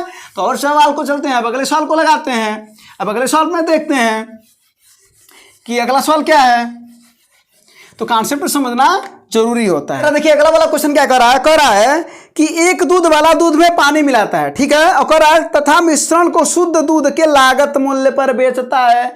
लेकिन फिर बाद में देखिए क्या हुआ, इसका मतलब हुआ कि मान लीजिए वो 100 रुपये में खरीदा, बेचने का इरादा था उसका लागत मूल्य पर 100 रुपये पर, लेकिन ये हुआ कि रास्ते में जाते जाते उसको ये ख्याल आया कि कुछ क्यों ना पानी मिला दिया जाए, और इससे उसका लाभ 25% बढ़ जाता। तो 25% लाभ बढ़ने का मतलब हुआ 125 रुपये में अब बेचेगा ना। तो वही कह रहा है, तो कितना पानी मिलाया होगा, तो अगर देखा जाए तो 25% के बराबर पानी मिलाया होगा, तो अर्थात क्या हो जाएगा, तो वही 25 अब बटा क्या उसका क्रय, अब गुणे अगर 100 करते हैं तो परसेंट निकलता है, नहीं करेंगे तो भाग निकलेगा। तो 25 चौको 100, 1/4 भाग क्या मिलाया होगा, वो पानी मिलाया होगा। अगर पूछता कितना परसेंट, तो आप बता देते हैं कि 25% पानी मिलाया होता है। तो इसका आंसर ये हो गया, ठीक है ना। तो बस आपको ये समझना था। अगले क्वेश्चन पर चलते हैं। देखिए और अगला क्वेश्चन क्या कर रहा है कि सबसे पहले आप एक चीज बता दे रहे हैं, यहाँ पर देखिए एक है लड़का, ठीक ना, और एक लड़की है। तो सबसे पहले हम लोगों की क्षमता ज्ञात कर लें। क्या ज्ञात कर लें, क्षमता। तो क्षमता बराबर आपका क्या होता है, अगर बात करें कि क्षमता बराबर क्या होता है, तो कार्य बटा समय होता है। क्या होता है, क्षमता बराबर कार्य बटा समय। तो लड़के की अगर हम क्षमता निकालें तो काम कितना कर रहा है, 4 लीटर पानी भर रहा है, कि उड़ रहा मतलब उसमें भर रहा है, ठीक ना, और कितने देर में, 3 मिनट में। और लड़कियां क्या कर रही है, ई क्या कर रही है, ये 3 लीटर पानी भर रही है 4 मिनट में। 3 लीटर माने काम हो गया, और 4 मिनट में भर रही है ना। तो अगर हम इनका क्षमता निकाल लिया जाए तो कुल क्षमता कितना हो जाएगा, तो हो जाएगा 4/3 प्लस 3/4। यही ना इन दोनों की क्षमता हो जाएगी। क्षमताओं को हम जोड़ते ही तो हैं, तो क्या कर लेंगे, ये 4 चौका 16, 3 त्रिका 9, 16 9 कितना हो जाएगा आपका 25/12 हो जाएगा ना। तो ये हो जाएगा आपको 25/12 क्या है, क्षमता। अब आपको क्या चाहिए, समय चाहिए। तो जरा बताइए समैया बराबर क्या हो जाएगा, तब कार्य बटे क्षमता। तो कार्य बटे क्षमता, तो क्षमता कार्य कितना है, करा 100 लीटर पानी भरना है, क्षमता कितनी है 25/12। तो यही क्या हो जाएगा 25 चौको 100, 12 ऊपर चला जाएगा, तो 4 × 12 अर्थात आपका आ गया 48 मिनट, क्योंकि ये मिनट में दे रखा था। तो इसकी क्षमता कितनी आई 48 मिनट। तो बस आपको क्या निकालना था, लड़के की क्षमता, लड़की की क्षमता निकाल लेना था। समय आपको पता है कि कैसे ज्ञात करते हैं, कार्य बटा क्षमता। तो हम इसकी कुल क्षमता ज्ञात कर लिए, कार्य आपको पता था कि 100 लीटर पानी भरना था। तो फार्मूला लिख लीजिएगा, क्षमता बराबर कार्य बटा समय होता है, ठीक है। तो ये भी क्वेश्चन हो गया। अब अगले क्वेश्चन पर चलते हैं और उसको देखते हैं। कह रहा है कि किसी राशि पर 5 वर्ष के लिए साधारण ब्याज उस राशि का 3/5 गुना है। तो कभी भी अगर साधारण ब्याज पर अगर ऐसा कुछ क्वेश्चन दे तो आप बता रहे हैं क्या करिएगा, जो नीचे वाला है क्या कर रहा है कि साधारण ब्याज उस राशि का 3/5, यानी ब्याज का उस राशि का है, तो जो नीचेवा वाला उसको मूलधन मान लीजिएगा। तो मूलधन हो गया 5, तो ब्याज आपका हो गया कितना 3 हो गया। ब्याज कितना हो गया, ऊपर वाला ब्याज हो जाएगा और नीचे वाला मूलधन हो जाएगा। तो उसके बाद से आपको फार्मूला पता है कि साधारण ब्याज बराबर क्या होता है। साधारण ब्याज का अगर फार्मूला देखा जाए तो मूलधन गुणे दर गुणे समय बटा 100। तो कितना हो गया मूल ब्याज 3 बराबर 5 गुणे रेट कितना है वही तो ज्ञात करना है। समैया कितना है 5 वर्ष बटा 100। तो 5 × 25 को 100 और 4 × 12% आपका आ गया। तो ऐसे सवाल में कभी भी अगर दे रखा हो कि जो मूलधन का वो साधारण ब्याज 3/5 गुना है, यानी साधारण ब्याज 3/5 गुना उस राशि का, तो नीचे वाले को राशि मान लीजिएगा, ऊपर वाला आपका ब्याज हो जाएगा, सवाल लगा लीजिएगा। अगर ये दे देता कि 4:17 है तो 17 हो जाता ब्याज, 4 हो जाता 17 हो जाता मूलधन और 4 हो जाता ऊपर वाला ब्याज। ठीक है, चलिए फिर अब अगले क्वेश्चन को देखा जाए। जरा देखिए ये क्या कर रहा है, कह रहा एक सीमी है और एक सीमा है, इसका जो अनुपात है उस समय 5:4 का है, और क्या कर रहा है कि 9 वर्षों बाद, देखिएगा बात, 9 वर्षों बाद कितना हो जा रहा है, 8 और 7 का अनुपात हो जा रहा है। तो ऐसे सवाल में देखिए क्या करते हैं, तिरछा गुणा कर लीजिए, तो 7×5 = 35 और 8×4 = 32, जो अंतर आएगा वो नीचे रखना है। तो कितना आएगा अंतर, वो आपका आ गया 3। कितना आ गया 3। आज जितने वर्ष बाद कहेगा उसी का गुणा कर दीजिएगा, किस में, जिसका वर्तमान आय निकालना है। पहला कौन है, सीमी है, और दूसरा कौन है, सीमा है। तो किसकी आय निकालना है, इसमें कर रहा है सीमी की वर्तमान आय, तो इसका मतलब 5 का गुणा कर दीजिएगा। तो बस से 3 × 3 = 9, 3×5 = 15 वर्ष।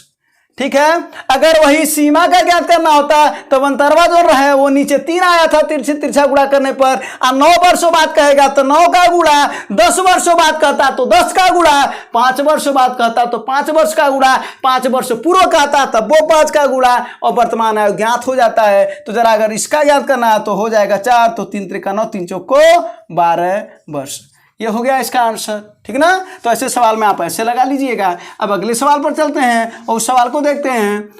अब देखिए अगला सवाल क्या है, हाँ देखिएगा जरा सा, कह रहा है कि 17 रुपये प्रति किलोग्राम वाली गेहूं को 12 रुपये प्रति किलोग्राम वाली गेहूं के साथ मिलाया जाए, किस अनुपात में मिलाया जाए कि 13.5 रुपये किलोग्राम वाला एक मिश्रण प्राप्त हो जाए। तो ऐसे सवाल में देखिए क्या करते हैं, पहले इधर 17 लिख दीजिए और इधर लिख दीजिए 12 और 13.5 बीच में लिख दीजिए कि इसी को मिलाना है दोनों को। तो इसका अंतर जरा बताइए कितना हुआ, 1.5, और इसका अंतर कितना हुआ जी 3.5। अनुपात ज्ञात कर लेंगे तो क्या हो जाएगा, ये 15 हो जाएगा 35, तो 5 से काट देंगे तो 5 × 15 और 5 × 7 = 35, 3:7 आ गया। लेकिन अगर इसी पर एक ऐसा सवाल बना लिया जाए, सवाल जरा बना लिया जाए हम लोग कि 17 रुपये प्रति किलोग्राम गेहूं वाली मूल्य वाली गेहूं को 12 रुपये प्रति किलोग्राम वाली गेहूं के साथ किस अनुपात में मिलाया जाए ताकि 13.5 रुपया में बेचने पर 35% का लाभ हो। अब देखिए जरा सा सवाल बदल गया, ये 17 था ये 12 था, अब 13.5 रुपया में बेचने पर उसे 35% का लाभ भी उसी में चाहिए। तो इसका मतलब हुआ कि ये जो ये रुपया दे रखा है 135 के बराबर दे रखा है, तो 135% लाभ माने 135 ना, तो 135 बराबर दे रखा है 13.5, तो हम तो 100% ना निकालेंगे, तो क्या हो जाएगा 13.5 × 100/135 है ना। तो दशमलव हटेगा तो 1 0 हट जाएगा, इससे कट जाएगा, अर्थात कितना आया 10। तो उस दशा में बीचमा में कितना रहेगा 10 रहेगा। बस बाकी अनुपात आप ज्ञात कर सकते हैं। तो इसका अंतर कितना आया, इसका अंतर हम लेंगे तो 2 आएगा, इसका अंतर लेंगे तो कितना आएगा 7, अर्थात उस समय 2:7 के अनुपात में मिलाना होगा। और अगर वहीं पर दूसरा सवाल हुआ, अगर वहीं पर कह देता सेम बात यही कह करके अगर कह देता कि 10% की हानि हो रही हो, तो अर्थात तो 90 बराबर 13.5 न हो जाता, तो 90 बराबर अगर 13.5 तो 100 बराबर कितना, तो 100 × 13.5/90, 0 से 0 कट जाएगा और ये 10 इसमें गुणा करके 135 बना देगा बटा 9, और कितनी बार में कटेगा 15, तब बीचों में कितना आएगा 17 15 तब 17 12 तो 15 के अनुपात में बेचना होगा। तब क्या आ जाएगा अनुपात 3:1 कितना 2 का। यानी इसमें कुल कितने सवाल हैं, 3 सवाल है। एक जो आपका दे रखा है इसमें 35% का लाभ छुपा था और इसमें 10% की हानि थी। बस लास्ट में वही शब्द जोड़ देंगे तो 3 सवाल बन जाएगा, और इस पर ये 3 सवाल बनाए जाते हैं। ठीक है ना, तो आप 3 सवाल सीख गए हाथ से। अब चलते हैं अगले सवाल पर। तो ऐसे सवाल को भी सीखते रहना है और जल्दी जल्दी लगा भी लेना है सवाल को। जरा अगला वाला देखिए, अब इस सवाल का आंसर क्या हो जाएगा, आप तुरंत दीजिए आंसर। क्या करेंगे, आप सबको जोड़ दीजिएगा और आपका आंसर आ जाएगा। देखिए 3 2 5 3 8 दशमलव मतलब 8 2 यानी 8 2 पर बार गलत है। अगर ऐसा जल्दीबाजी करेंगे तो गलत हो जाएगा। तुरंत जो बार वाले हैं उसको जोड़ा नहीं जाता, तो किया कैसे जाता है जरा देखिए। ये कितना हो जाएगा, ये 2 पर बार है आ प्लस ये 3 पर बार है आ प्लस ये 3.2 दोनों पर बार है, तो इसको कितना लिखेंगे 2/9, ये 3/9 है और ये 32/99 है भैया। ठीक है ना। तो ये ध्यान दीजिएगा कि दशमलव के बाद से जितना भी अगर कोई अंक इसके बगल में और नहीं है जिस पर की बार है तो बटे, अगर 1 अंक है तो बटे 9, 2 अंक है तो बटे 99, 3 अंक रहता है तो बटे 999। तो बस अब देखिए जरा सा 99 क्या हो जाएगा, एलसीएम हो जाएगा, तो इसे काटेंगे तो 11 बार में कटेगा, तो 11 दूना 22, 11 तिया 33 और 99 से 99 कट जाएगा तो ऊपर 32 ना बचा। अब जरा इसी को जोड़ लिया जाए तो 3 2 5 आ 2 7 आ 3 3 6 2 8/99। जरा सा बताइएगा, दिमाग लगाइएगा, अगर इसको हम 2/9 लिख सकते हैं, इसको हम 3/9 लिख सकते हैं और इसको हम अगर 32/99 लिख सकते हैं, तो हम 32/99 को यह ना लिखे हैं, तो ये बता 87/99 को क्या लिख सकते हैं, नहीं लिख सकते हैं का। तो धोखा हो जाता अगर डायरेक्ट जोड़ दिए होते, तो वो नहीं है, तो ये सही है ना। तो बस ये ध्यान दीजिएगा, ठीक है। तो बस ऐसे ही छोटी सी गलतियां हो जाया करती हैं, और ये रेलवे ग्रुप डी का क्वेश्चन है, ये पूछा भी गया था, ठीक है। चलिए अब अगले क्वेश्चन पर जरा देखिए, अगला क्वेश्चन क्या कर रहा है z बराबर 20 प्लस करणी में 20 प्लस करणी में 20, बस कितनी बार है ये, अनंत बार है। कभी भी अगर ऐसा सवाल दे तो क्या करिएगा, इसका 2 गुणनखंड करिएगा 4 और 5, जिसका अंतर हमेशा क्या आए, 1 आए। कितना आए, 1 आए, तो उसमें अगर प्लस रहेगा तो बड़ा वाला उत्तर, माइनस रहता तो छोटा वाला उत्तर, तो प्लस न दिया है तो बड़ा वाला उत्तर। अगर यही सवाल अगर रहता 4 3 12 पर, अगर ये मान लीजिए 12 है प्लस करणी में 12 है प्लस करणी में 12 है, अगर यही कहाँ तक अनंत तक, तो अनंत तक अगर रहता तो क्या करते, इसका गुणनखंड करते 3 और 4, अंतर कितना आता महाराज, अंतर 1 हमेशा होना चाहिए। वही वाला गुणनखंड हम लेंगे जिसका अंतर 1 हो, तो 3 चौक को 12 प्लस है तो 4 उत्तर, माइनस रहता तो 3 उत्तर। सवाल आप बना सकते हैं 8 9 72, अगर करणी में 72 माइनस करणी में 72 माइनस करणी में 72 plus dot dot dot sorry minus dot dot dot अनंत, अगर ये रहता तब इसका आंसर क्या होता है, तो हम क्या करते हैं इसका 8 और 9 लेते, क्योंकि इसका अंतर कितना है 1 है, माइनस है तो छोटा वाला उत्तर। सवाल समझ में आ गया होगा। अभी सब सवाल को तो आप देख करके मारेंगे, बोलिए सही है कि नहीं, सही है ना। तो ऐसे गुणनखंड लेने हैं जिसका अंतर 1 रहे, अंतर 1 रहे। अगला सवाल जरा देखिए, हाँ क्या कर रहा है, 12 पुरुष और 16 लड़के मिलकर के किसी काम को 5 दिन में पूरा करते हैं। इसका मतलब है कि 12 पुरुष और 16 लड़के किसी काम को कितने दिन में करते हैं, 5 दिन में। और क्या कर रहा है, उसी कामवा को 13 पुरुष, यानी काम वही है 13 पुरुष प्लस कितने हैं 24 लड़के, ये कितने दिन में कर रहे हैं भैया, ये 4 दिन में कर रहे हैं। तो बस अब इसमें कुछ कर लीजिए, तो 12 पचे 60 पुरुष, 60 पुरुष प्लस 16 पचे 80 लड़के बराबर 13 चौक को 52 पुरुष प्लस 24 चौक को 96 लड़के। कोई दिक्कत बिल्कुल भी नहीं है। पुरुष पुरुष को एक तरफ, लड़के लड़कों को एक तरफ भेज दीजिए, तो 52 पुरुष अगर इधर आएगा तो 8 पुरुष ना हो जाएगा, तो 8 पुरुष बराबर और 80 उधर जाएगा तो 16 लड़के। कोई दिक्कत बिल्कुल भी नहीं है। तो 8 दूना 16, तो 1 पुरुष बराबर आ गया 2 लड़के। तो ये अगर हम कर दें पुरुष बटा लड़का, यानी लड़के को इधर भेज दें तो इधर 2/1। अब देख लेते हैं सवाल क्या पूछ रहा था। पूछ रहा था कि 1 पुरुष और 1 लड़के के 1 दिन का काम अनुपात बताओ, तो 2:1, यही आपका आंसर हो गया।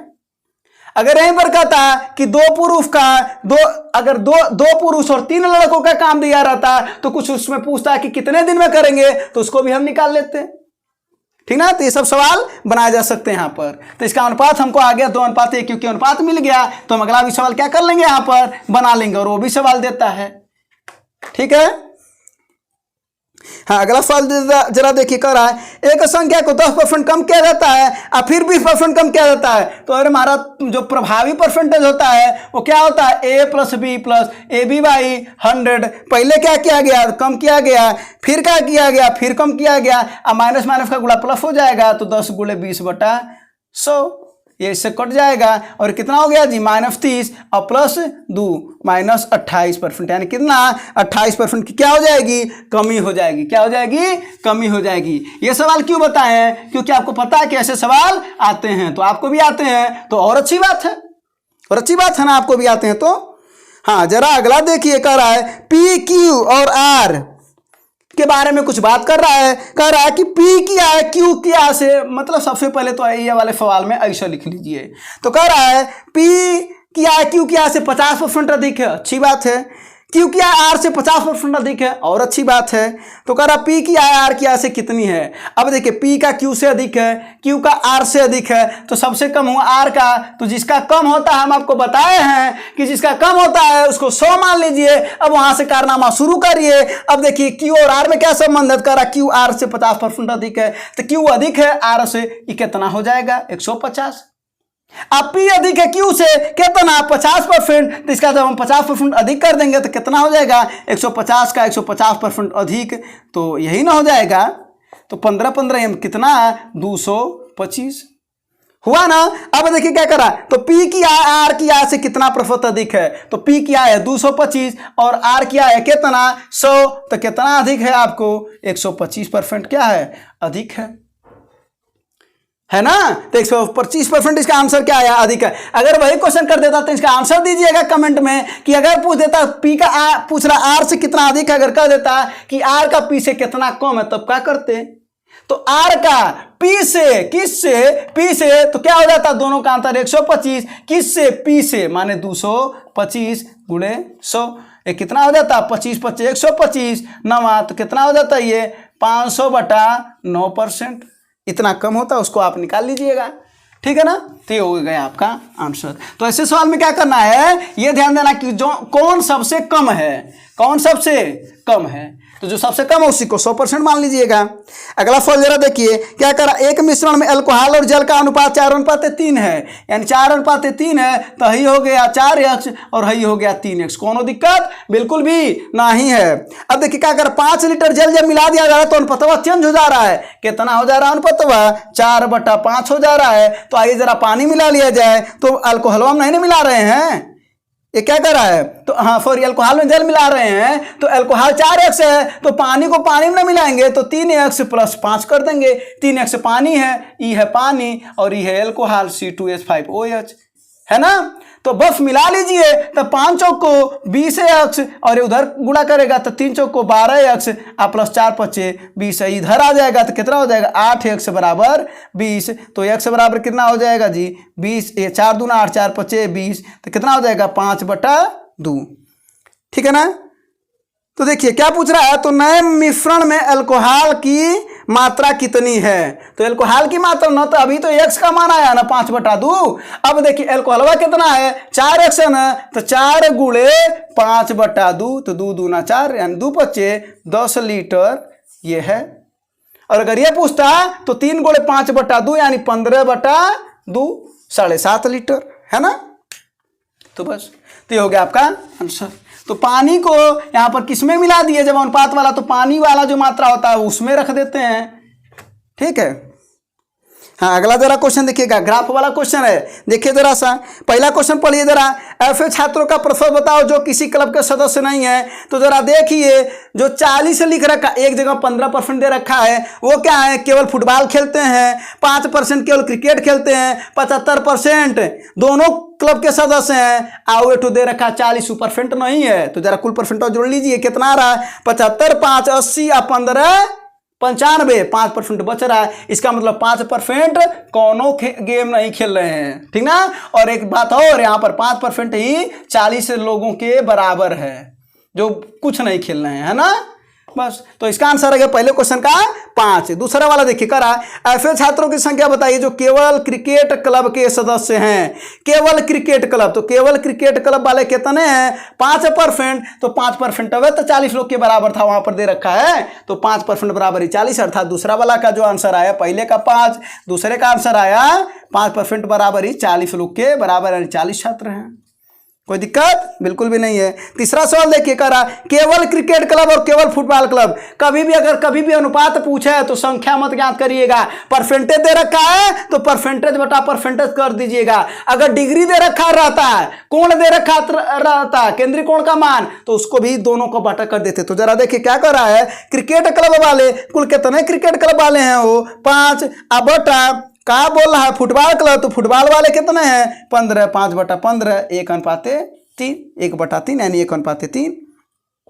चौथा सवाल की बात करें अगर, कर रहा है ऐसे छात्रों की संख्या बताओ जो दोनों क्लब के सदस्य हैं। कुल कितने दोनों क्लब के सदस्य हैं, 75% ना। तब देखिए अब इसका जरूरत पड़ा 5 = 40, तो 75 बराबर कितना, तो 75 × 40/5, तो 5 15 में 75 हो गया, 15 चौको 60 यानी 600 लोग। 600 लोग हैं जो दोनों नहीं खेलते हैं। अगर यहीं पर पूछ दिया होता कि कुल कितने छात्र हैं, तब 5% बराबर अगर 40 दे रखा है, तो जरा बताइए कुल 100% ना होते हैं, तो 100 × 40/5 = 40, कुल 800 लोग रहते जब अगर वो दिया रहता तो, ठीक ना। तो वो तो नहीं दे रखा है, तो ये तो नहीं दे रखा है ना। चलिए तो ये सब मिटा देते। तो ये हो गया आपका चारों आंसर। तो ग्राफ वाले भी क्वेश्चन आप में आते हैं, है ना। चलिए अब अगला क्वेश्चन देखिए जरा सा क्या कर रहा है, कह रहा एक कार, दिमाग वाला क्वेश्चन है, ठीक ना। कह रहा एक कार 40 किलोमीटर प्रति घंटा की गति से चलना प्रारंभ करता है, यानी 1 घंटा में 40 किलोमीटर जाता है। और क्या कर रहा है, यदि प्रति घंटा 5 किलोमीटर प्रति घंटा उसका बढ़ जाता है, मतलब स्पीड हर घंटे में 5 बढ़ा रहा है। और कह रहा 385 किलोमीटर इसको जाना है, 385 किलोमीटर। अब समझिए इसका मतलब कर आप 40 किलोमीटर प्रति घंटा का गति अगर है उसका, तो 1 घंटा में 40 जा रहा है, यानी पहले घंटा में 40 बोलिए, कोई दिक्कत नहीं। इस सवाल को हम लोग ऐसे लगा लें, तो पहले घंटा में 40, तो दूसर के घंटा में आप ही ना कर 5 बढ़ रहा है, तो 5 बढ़ गया 45, फिर बढ़ गया 50, फिर बढ़ गया 55, फिर बढ़ गया 60। अरे रुक तो जाइए, 385 तो जोड़ लीजिए ना, 385 ना चलाएंगे। तो यहाँ तक देखिए कितना आप चल चुके हैं। तो ये हो गया 45 और 40 85, और ये 50 40 90, और 90 10 100 और 190 चल चुके हैं। और ये 60 कितना हो गया आपका 250, यानी 250 आप चल चुके हैं। तो अभी और चलिए, तो कितना हो जाएगा ये 65 और कितना 70। अब देखिए, अब आपका देखिए कुल कितना हो गया, जरा जोड़ लीजिए। तो 5 5 10 और 5 15 एक आया, और 7 6 13 और 13 6 19, 19 5 24, 5 29, और 29 4 33, 4 35 और 1 29। ये देखिए 385 किलोमीटर चल चुका ना। तब पहले के घंटा में तना, दूसर के घंटा में तना, तीसर के घंटा में तना, चौथ के घंटा में तना, 5वें में 60, 6वें में इतना, 7वें में इतना इसकी चाल थी। तो कुल कितना समय लगा, 1 2 3 4 5 6 7, कुल कितना घंटा, 7 घंटा। नहीं समझे। अब अगर थोड़ा उसको और चलना होता तो क्या कर देते, फिर अगला वाला जोड़ लेते, 75 जोड़ लेते। अगर इसमें अगर मान लेते हैं 75 जोड़ लेते, तो 5 5 10 और 8 7 15, 3 4 अगर कहता है यहाँ पर 385 जगह पर 450 किलोमीटर चलने के लिए बताइए कितना समय लगेगा। तो हम कितना कहते, एक समय 1 घंटा और जुट गया, यानी 8 घंटा। समझ गए होंगे, है ना। बस तो कहाँ पर यहाँ पर फार्मूला लगा है ना। तो कभी कभी ऐसे भी सवाल आप सीख लीजिए। हाँ अगला सवाल देखिए जरा सा क्या कर रहा है। सवाल है, कह रहा 1980 से 1990 तक किसी देश की आबादी 20% बढ़ी। अच्छी बात है, 20% बढ़ गया। तो मान लेते हैं कि मूल जो था वो था 100, मान लेते हैं। और हम आपको बोले थे कि कभी भी अगर उत्तर परसेंटेज में दिया है तो मूल हमेशा 100 मानते हैं, और अगर मान दिया है तो 100 मानते हैं। तो इस परसेंटेज में दिया ना तो मूल होता है 100। तो पहला 20 बढ़ गया, तो 120/100 मूल में ही ना बढ़ेगा, बढ़ा दिए। फिर कह रहा है उस देश की आबादी मान लेते 100 थी, फिर अगला कह रहा 1990 से 2000 तक फिर 20% बढ़ा। तो कोई दिक्कत नहीं, फिर बढ़ा दीजिए, क्या दिक्कत है, कोई दिक्कत है नहीं। फिर कह रहा है उसके बाद से फिर 2000 से 2010 तक फिर उसका 20% बढ़ गया। गजब बात कर रहा है, फिर बढ़ा दीजिए, कोई दिक्कत नहीं है। कह रहा तो 1980 से लेकर के 2010 तक बताओ कुल कितना बढ़ गया। अब काटते रहिए, लीजिए 1 से काट दीजिए तो 12 ये 3 बार है ना, तो आपको पता है 12 का घन कितना होता है, 1728 होता है। याद रखिएगा ये सब, 1 से लेकर के 20 तक घन और 1 से लेकर के 30 तक वर्ग आपको बिल्कुल, और 2 से लेकर 10 तक, 2 से लेकर 20 तक पहाड़ा, ये सब एकदम बिल्कुल आपको याद होना चाहिए, ठीक ना। चलिए तो ये बटा 10 हो जाएगा तो कितना आया 172.8%।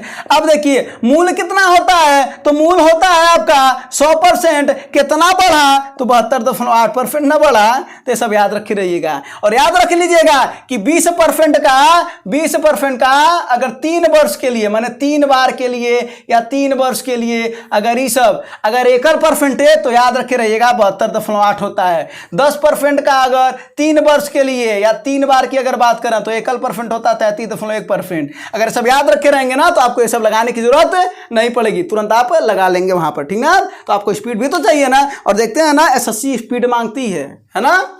चलिए इसका आंसर ये हो गया।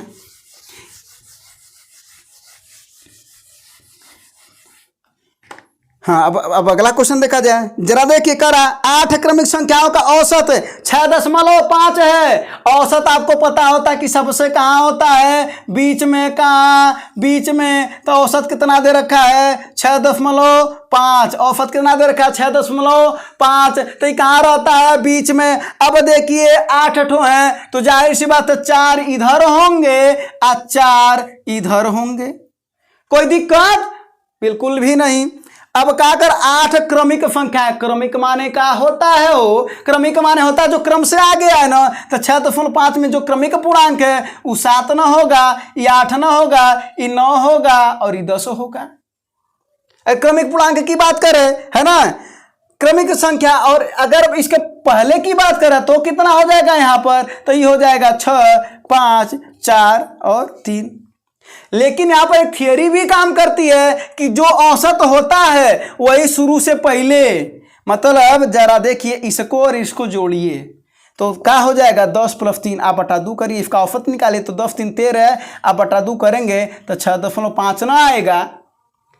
फिर और कहानी देखिए जरा सा, 4 और 9 को जोड़िए तो 4 × 9 = 13 बटा 2 6.5, 5 × 8 = 13 बटा 2 6.5, 6 × 7 = 13 बटा 2 6.5। इसका मतलब क्या हुआ जी, इसका मतलब ये हुआ कि अगर हम कह दें कि 1 से लेकर के अगर 998 का औसत, या अगर कुछ हम दे दें कि औसत अगर इसका कितना दे दें आपका भैया 235 मान लेते हैं, ठीक ना। अगर ऐसा कुछ दे दें तो कहा पहला और अंत का औसत बताओ, चलो नहीं सवाल बना लेते हैं, ठीक है ना। सवाल देख लेते हैं, देखिए कह रहा 1 से लेकर के 100 तक का आपका औसत पता है कि 50.50 होता है, बोलिए होता है कि नहीं होता है। तो अगर कह दें कि प्रारंभ से पहला और अंत से पहले का औसत बताओ, तो प्रारंभ 1 है, अंत 100 है, तो बटा 2 कर देंगे तो 101 बटा 2 50.50 ना आएगा। अगर कह दो प्रारंभ से दूसरा और अंत से दूसरा, तो अंत से दूसरा 99 ना हुआ, इसका औसत कितना हुआ जी, ये हो तो 101 बटा 2 50.50 हुआ। तो नोट करके लिखिएगा कि प्रारंभ से और अंत से उनका औसत जो मूल औसत होता है उसी के बराबर होता है, तो नोट करके लिखिएगा। तो इसका भी आंसर ये आ गया। तो इसमें 2 चीज समझ गए, एक थियरी आप समझ गए और दूसरा कैसे हम उसको बीच में रख करके बिना x माने लगा सकते हैं ना। तो बस ये ध्यान देने वाली बात है। तो इस पर सवाल बनते हैं बहुत ज्यादा, ठीक है। चलिए अब अगले क्वेश्चन पर चलते हैं। अगला क्या करा देखिए, एक कर्मचारियों का मासिक वेतन 12,000 है, सभी कर्मचारियों का, और में पुरुष और उसमें महिला हैं। अब देखिए पुरुष है, महिला है और सभी हैं, तो एलिगेशन मेथड। तो पुरुष कितना है भैया, पुरुष का औसत जो है वो है 15,000 रुपया मासिक, और महिलाओं का है 8,000 रुपया, और कुल ले दे करके है 12,000 रुपया। अंतर निकाल लीजिए, तो 8,000 और 12,000 का अंतर कितना हुआ 4,000, 15,000 और 12,000 का कितना 3,000, तो अनुपात कितना आ गया 4:3, 4:3। और अगर यहीं पर दिया रहता कि जो सभी की अगर संख्या है, सभी की अगर संख्या दे देता कितना, मान लीजिए 700 दे देता, तब पूछता कुल कितने पुरुष हैं, तो क्या हो जाता है सब ये उन्हीं का तो अनुपात है ना, पुरुष 4 के अनुपात में और ये 3 के, तो 4 3 7 यानी 7 बराबर कितना 700, तो 1 बराबर कितना 100। तो 1 बराबर 4, तो पुरुष कितने 400, महिलाएं कितनी 300। ये भी तो सवाल बना सकता था। ठीक है, तो ऐसे सवाल में आपको क्या करने हैं, एलिगेशन मेथड लगा देने हैं। कब, जब दो अलग अलग चीजें दिया रहा है और उनको मिला दे, एक जगह करते हैं। हाँ, अगला जरा सवाल देखिए। ऐसे सवाल देखिए आपको परीक्षा में खूब बनते हैं। क्या कह रहा है कि दो संख्याओं का अनुपात दे रखा है 2:3, और क्या दे रखा है, लौसा दे रखा है। तो लौसा दे रखा है कितना 48। तो ऐसे सवाल में क्या करते हैं हम, लौसा बटे इन संख्याओं का गुणा, यानी 48/2 × 3 ये न कर देते हैं। तो 2 × 3 = 6 हो जाएगा, और 6 × 48 जो आया यही आपका क्या हो जाएगा जी, मौसा हो जाएगा। तो आपको क्या पूछ रहा है, योग पूछ रहा है। तो मौसा कहाँ होता है, इस संख्या में ना होता है। अगर मौसा पूछता है तो 8 उत्तर हो जाता है, और अगर संख्या पूछेगा तो पहला संख्या हो गया 4 है, और जो अगला संख्या हो गया वो कितना हो गया 8 × 3 = 24। जब दोनों को जोड़ देंगे तो कितना हो जाएगा, यही 40 हो जाएगा, हो ना जाएगा। तो ये वाला सवाल है। अच्छा, इसी पर एक और सवाल यही दे दें 2:3, और दे दें मौसा, यहाँ पर मौसा दे दें अगर हम मौसा दे दें कितना 3 दे रहे हैं। मौसा कितना दे दें, 3 दे दें। अब तब पूछे कि लौसा बताओ, तो लौसा ज्ञात करने के लिए क्या करते हैं, मौसा ज्ञात करने के लिए हमने क्या किया, मौसा ज्ञात करने के लिए लौसा में इन लोगों का गुणा करके भाग किया। अब मौसा ज्ञात करने के लिए सभी का गुणा कर देंगे, यानी 2 × 3 × 3। तो 2 × 3 = 6 × 3 = 18 लौसा हो जाएगा। तो 2 सवाल आपकी परीक्षाओं में पूछे जाते हैं। ठीक है ना, तो ये हो गया। हाँ, अगला फल जरा देखा जाए। अगला फल क्या कर रहा है, कह रहा प्रथम 10 प्राकृतिक संख्याओं के वर्गों का औसत बताओ। तो आप औसत बताइए। फार्मूला लिखते हैं कि अगर प्रथम n प्राकृतिक संख्याओं का, अगर प्राकृतिक संख्याओं का अगर योग की बात करें तो फार्मूला बनता है आपका n × n + 1/2। और अगर औसत की बात करें तो औसत क्या बनता है, n हट जाता है, यानी n + 1/2 ये औसत होता है। अगर बात करें वही प्रथम n प्राकृतिक संख्याओं के वर्गों का योग, अगर n के वर्गों का योग, तो फार्मूला बनता है n × n + 1 2n + 1/6।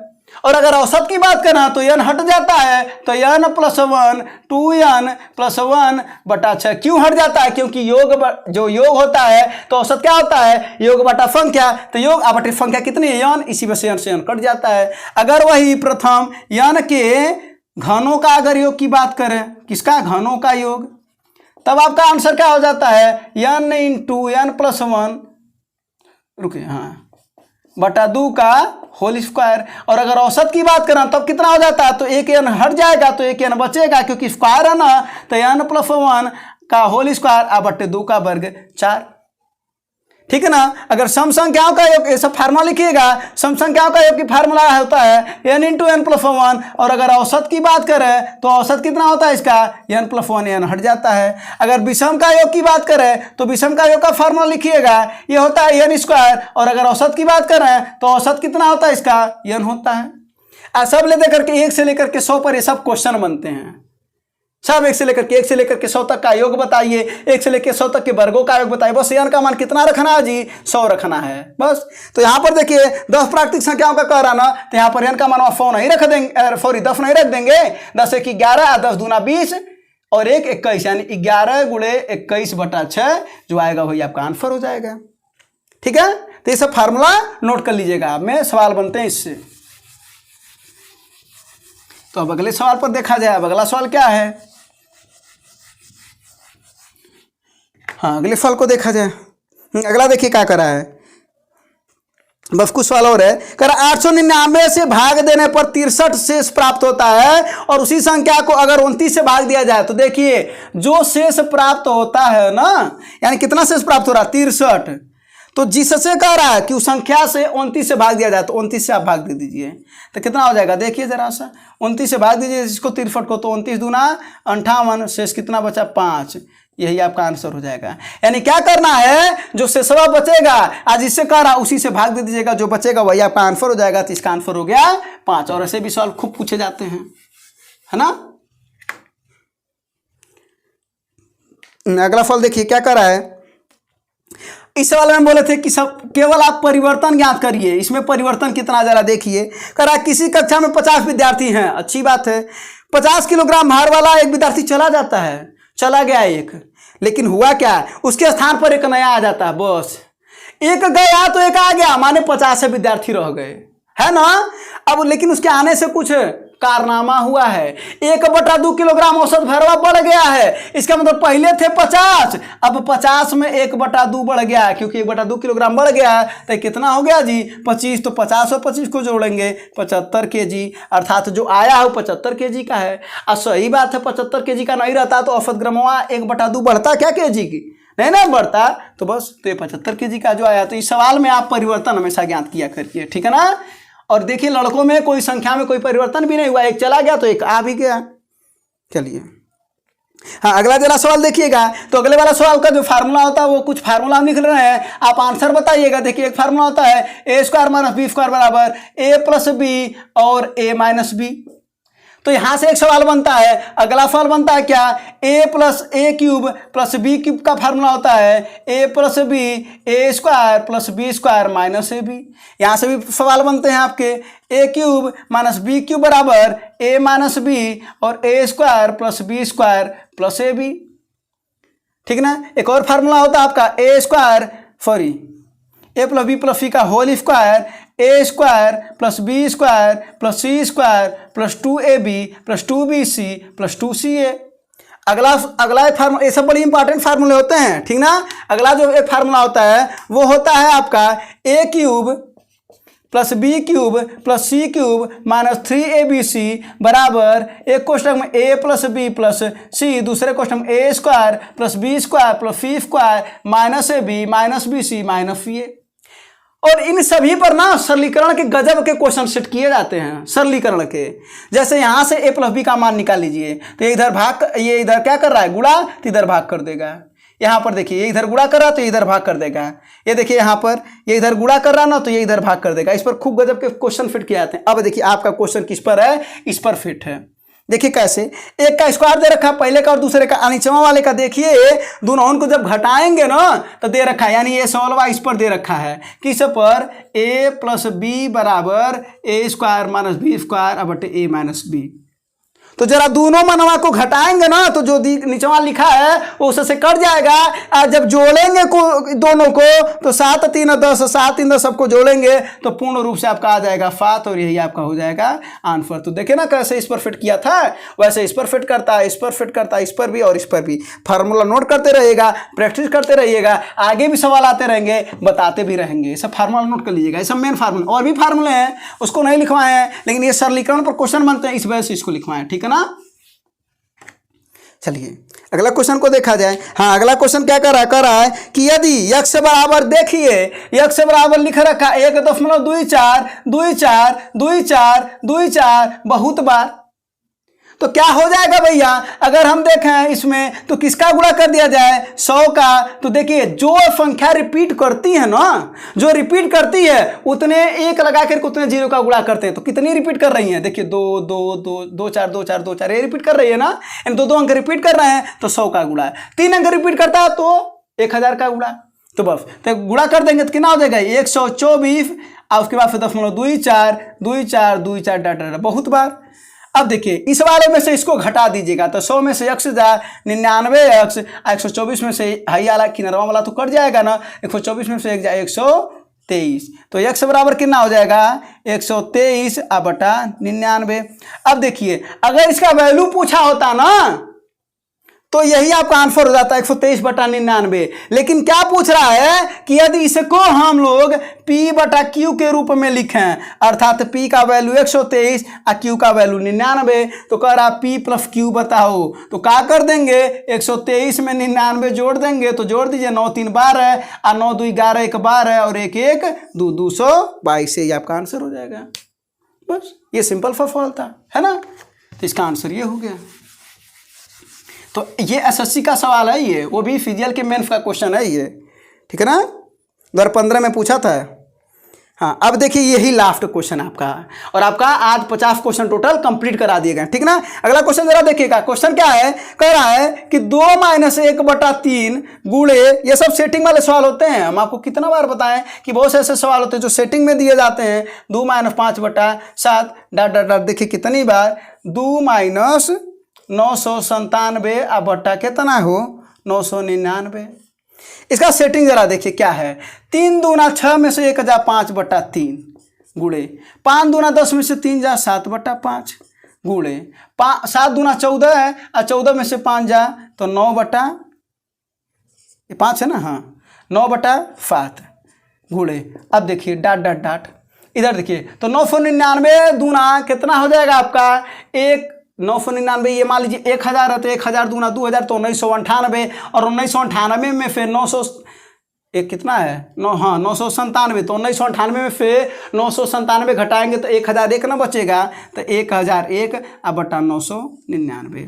अब देखिए हाई देखिए ये वाले कट रहे हैं, ये वाले कट रहे हैं, इसका मतलब ये सब कट जाएंगे, ये वाले कट जाएंगे, ये वाला कट जाएगा, यानी क्या बचेगा 1001 बचेगा और नीचे 3 बचेगा। यही आपका आंसर हो जाएगा। समझे कि नहीं? तो ये सब फिटिंग वाले सवाल वही आपको बताना। तो ये आपका टोटल 50 क्वेश्चन खत्म हो गया और धन्यवाद आप सभी का जुड़ने के लिए।